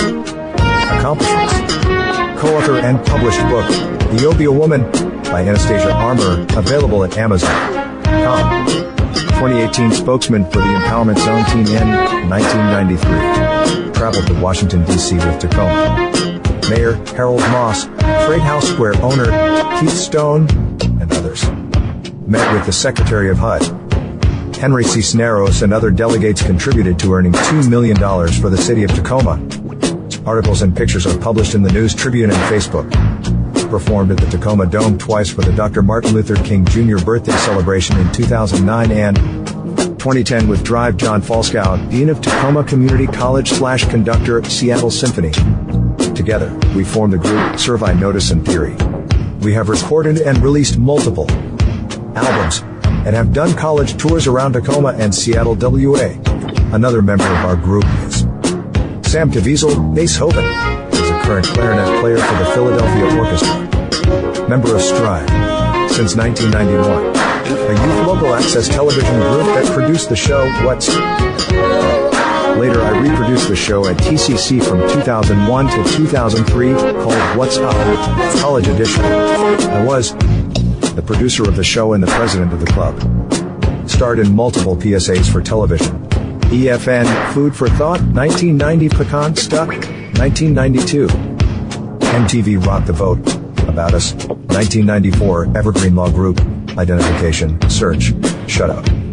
2011-1992 Youth Hall of Fame Creative Genius Award for creating poetic / rap form of the classic story of Hamlet. My work was published in Ocean Edge magazine in 1993. My name was engraved on two stones in the Tacoma Mall for 10 years honoring the Youth Hall of Fame. Guest on Tacoma Radio Y.104.9 for the song Blood Oath, a tribute to Urban League Academy. Teacher Michelle Bucree. Published poet for the Tacoma Northwest Dispatch newspaper 1998 to 2002. Multiple works published in El Caucho magazine, a Latino newspaper in Tacoma, West.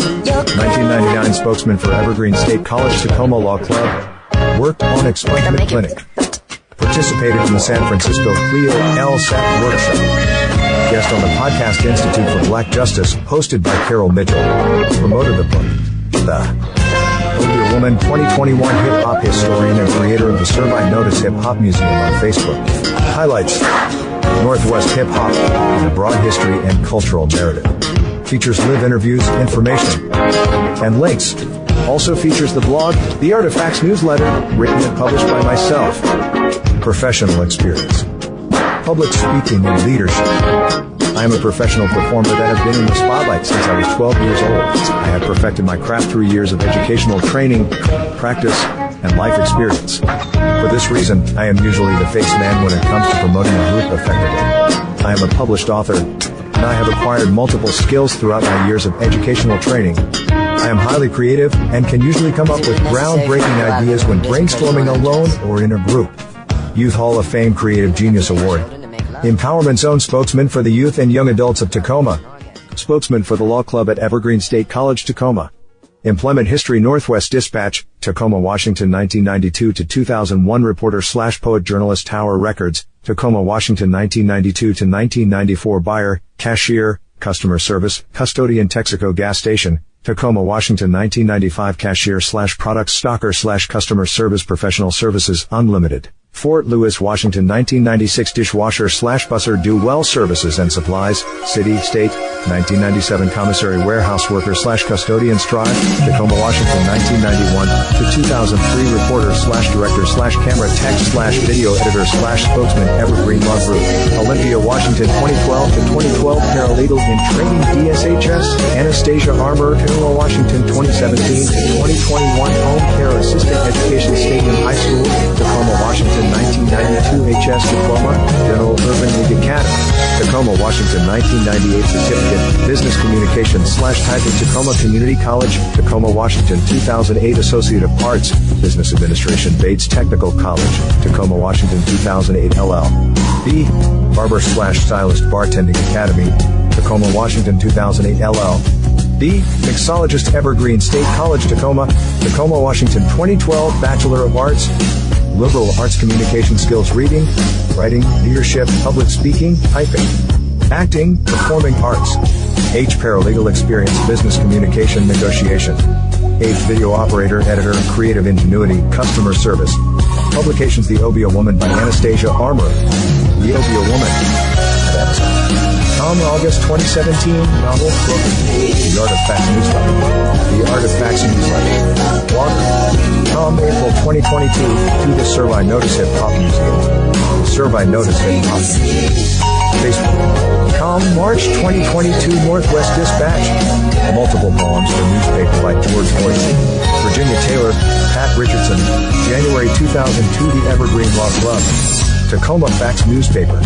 Tacoma, WA. January 2011, affiliation spokesman / reporter / director / camera and video tech. Straw. Tacoma, WA. 1991 to 2003, a spokesman for youth and young adults at Tacoma, WA. Tacoma Empowerment Zone Team, Tacoma, WA. 1993 to 1994, camera tech / actors, Vlog TV, Tacoma, WA. 1999 to 2003, paralegal in training, Evergreen Law Group, Olympia, WA. 2011 as student body senator, Tacoma Community College, Tacoma, WA.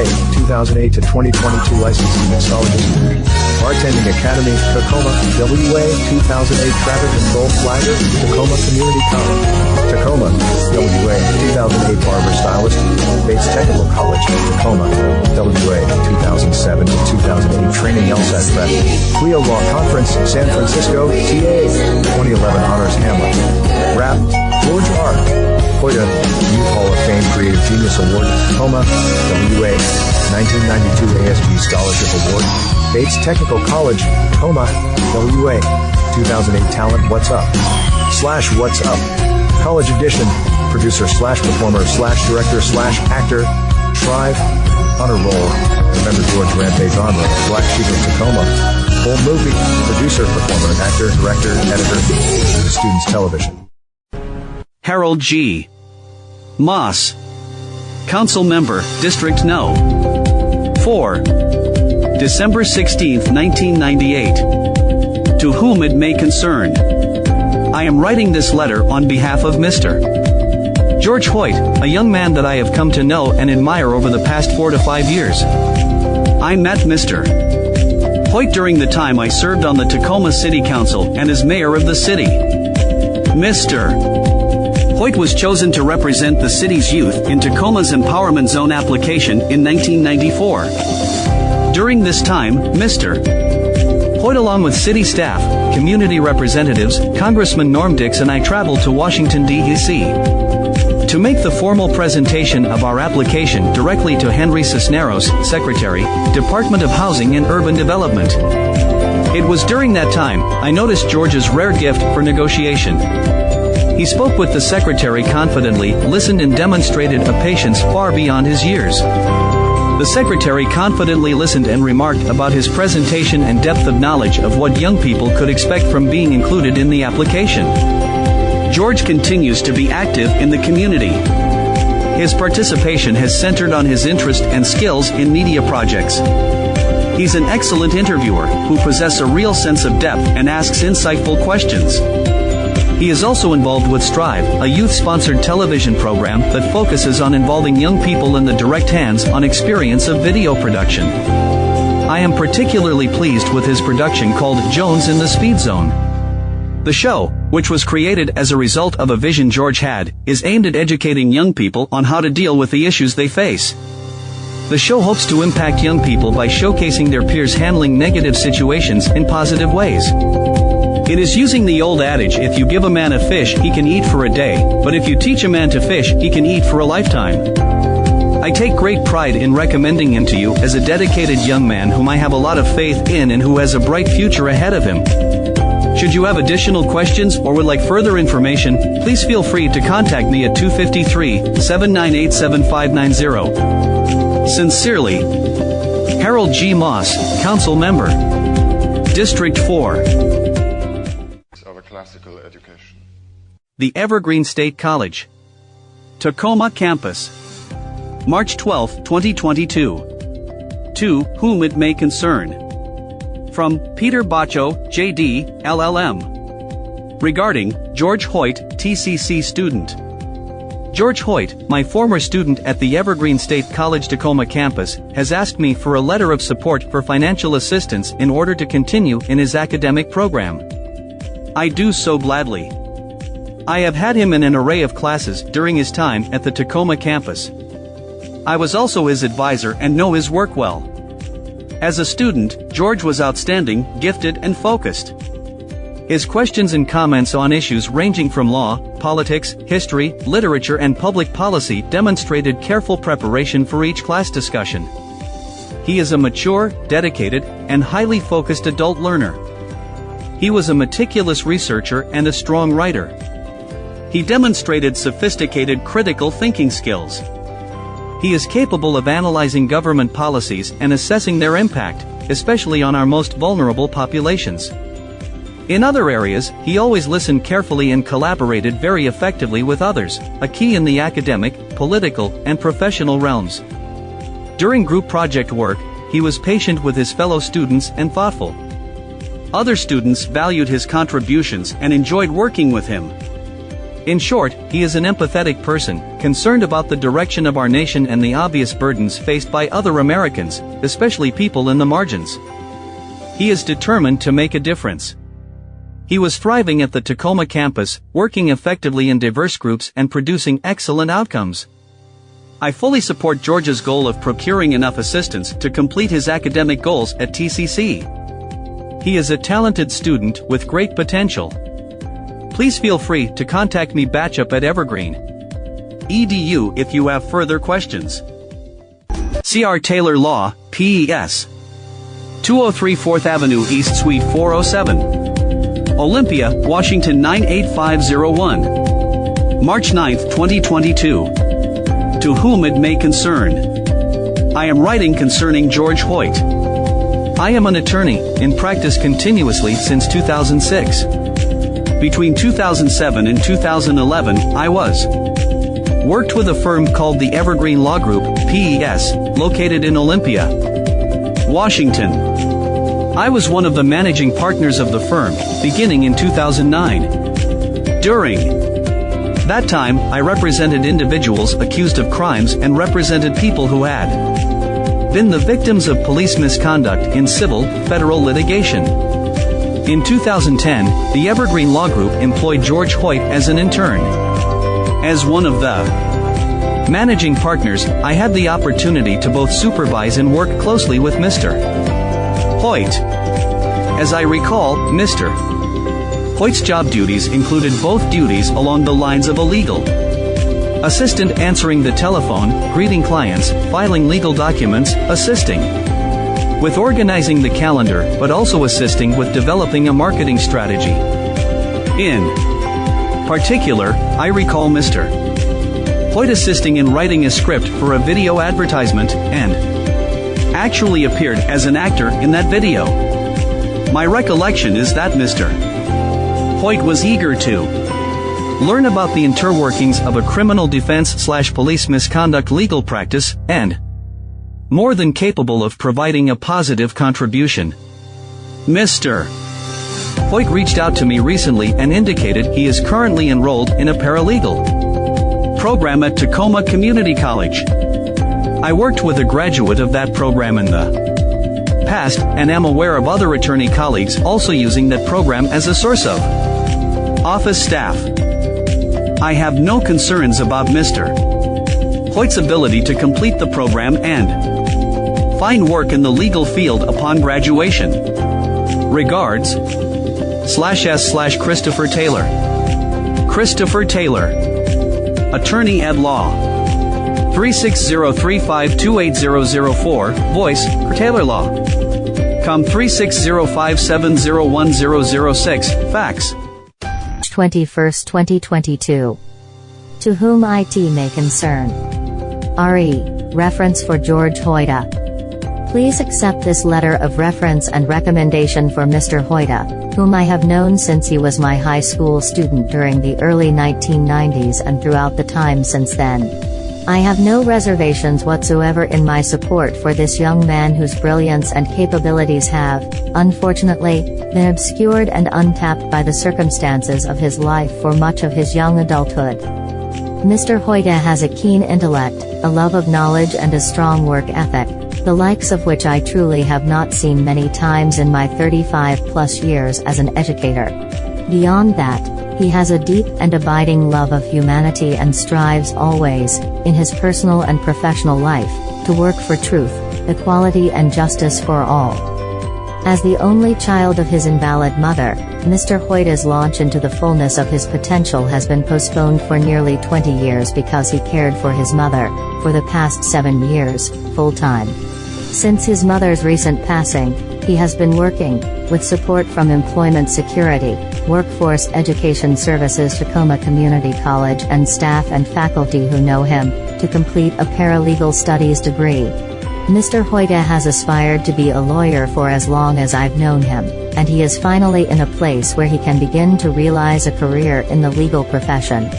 Right now, he is facing yet another hurdle.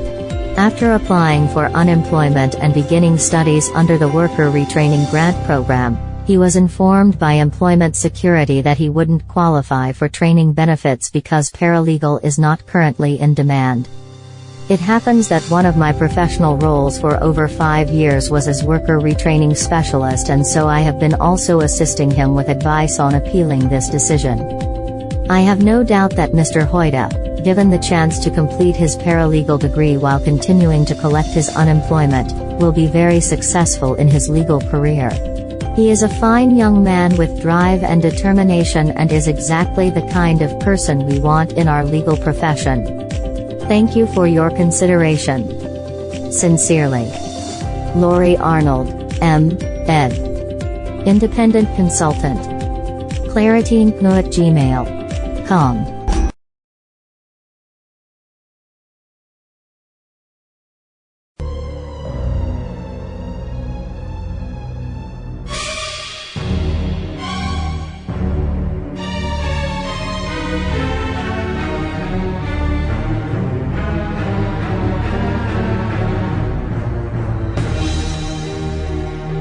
Writ of habeas corpus concerning George Randolph Hoyt Jr. to the court concerning the involuntary empoisonment of the body and person of George R. Hoyta Jr.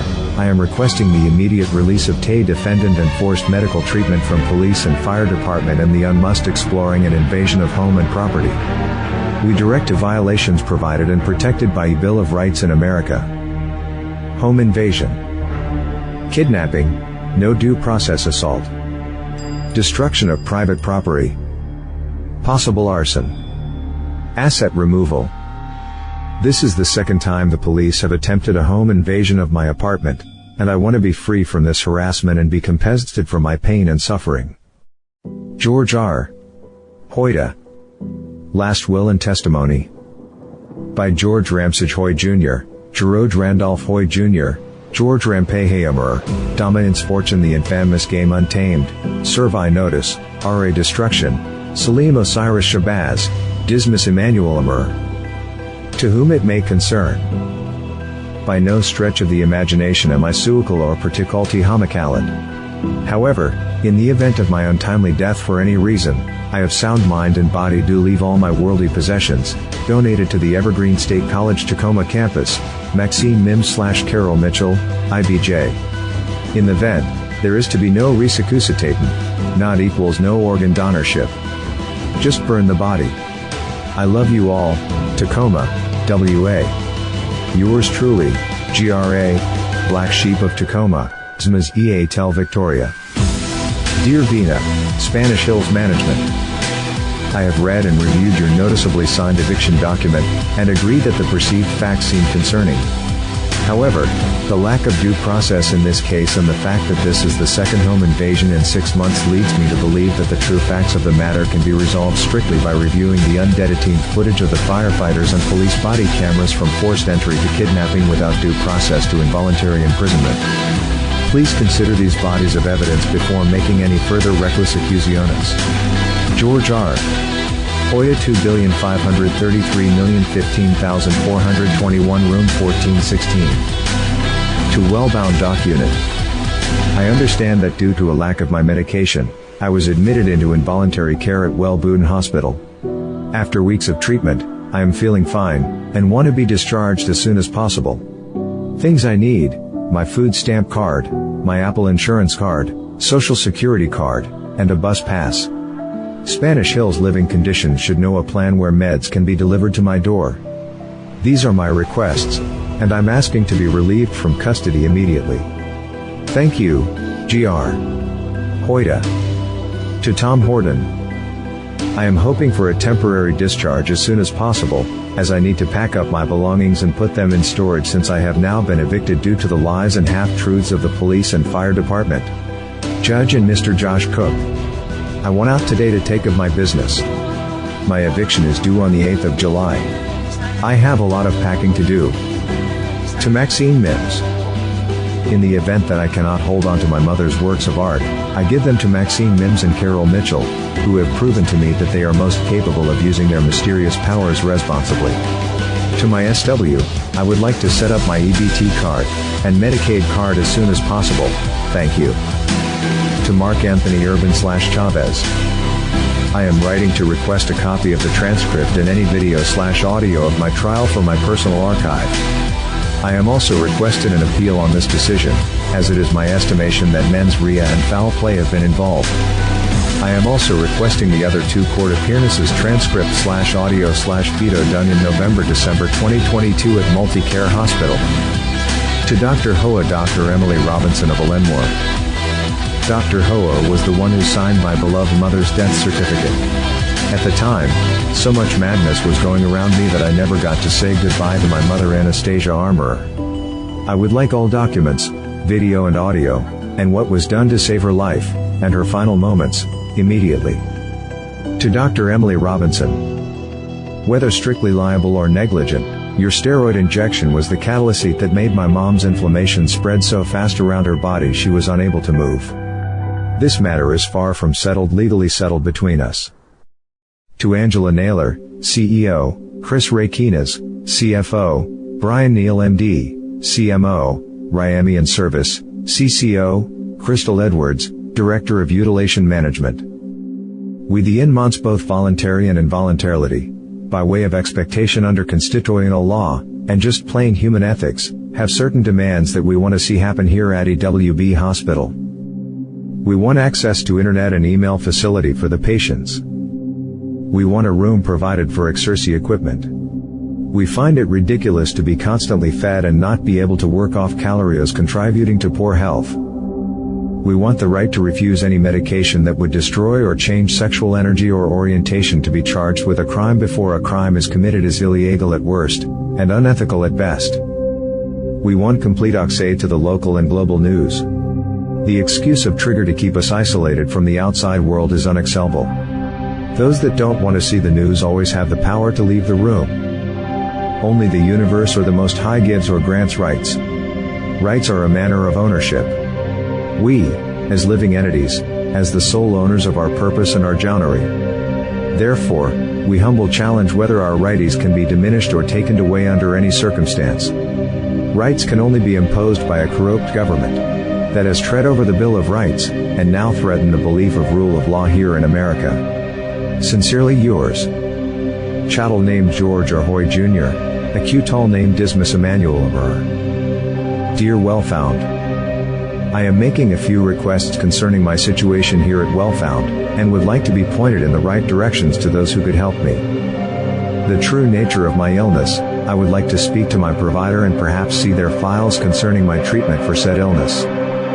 I would like a copy of the fire department and police report, including unedited body camera footage of both for my personal discovery and defense testimony.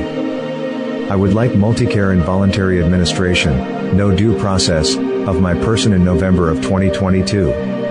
Paperwork files and all audio/video conflict footage for my personal discovery for my archives. I also request all conflict footage audio/video from Wellfound along with all court transcripts for my archives for discovery and defense testimony. I will be requesting from Multicare all files and footage of the death of my mother, Anastasia Amur, as her HCA and only son. In short, I will be seeking to countersue for all rights diminished or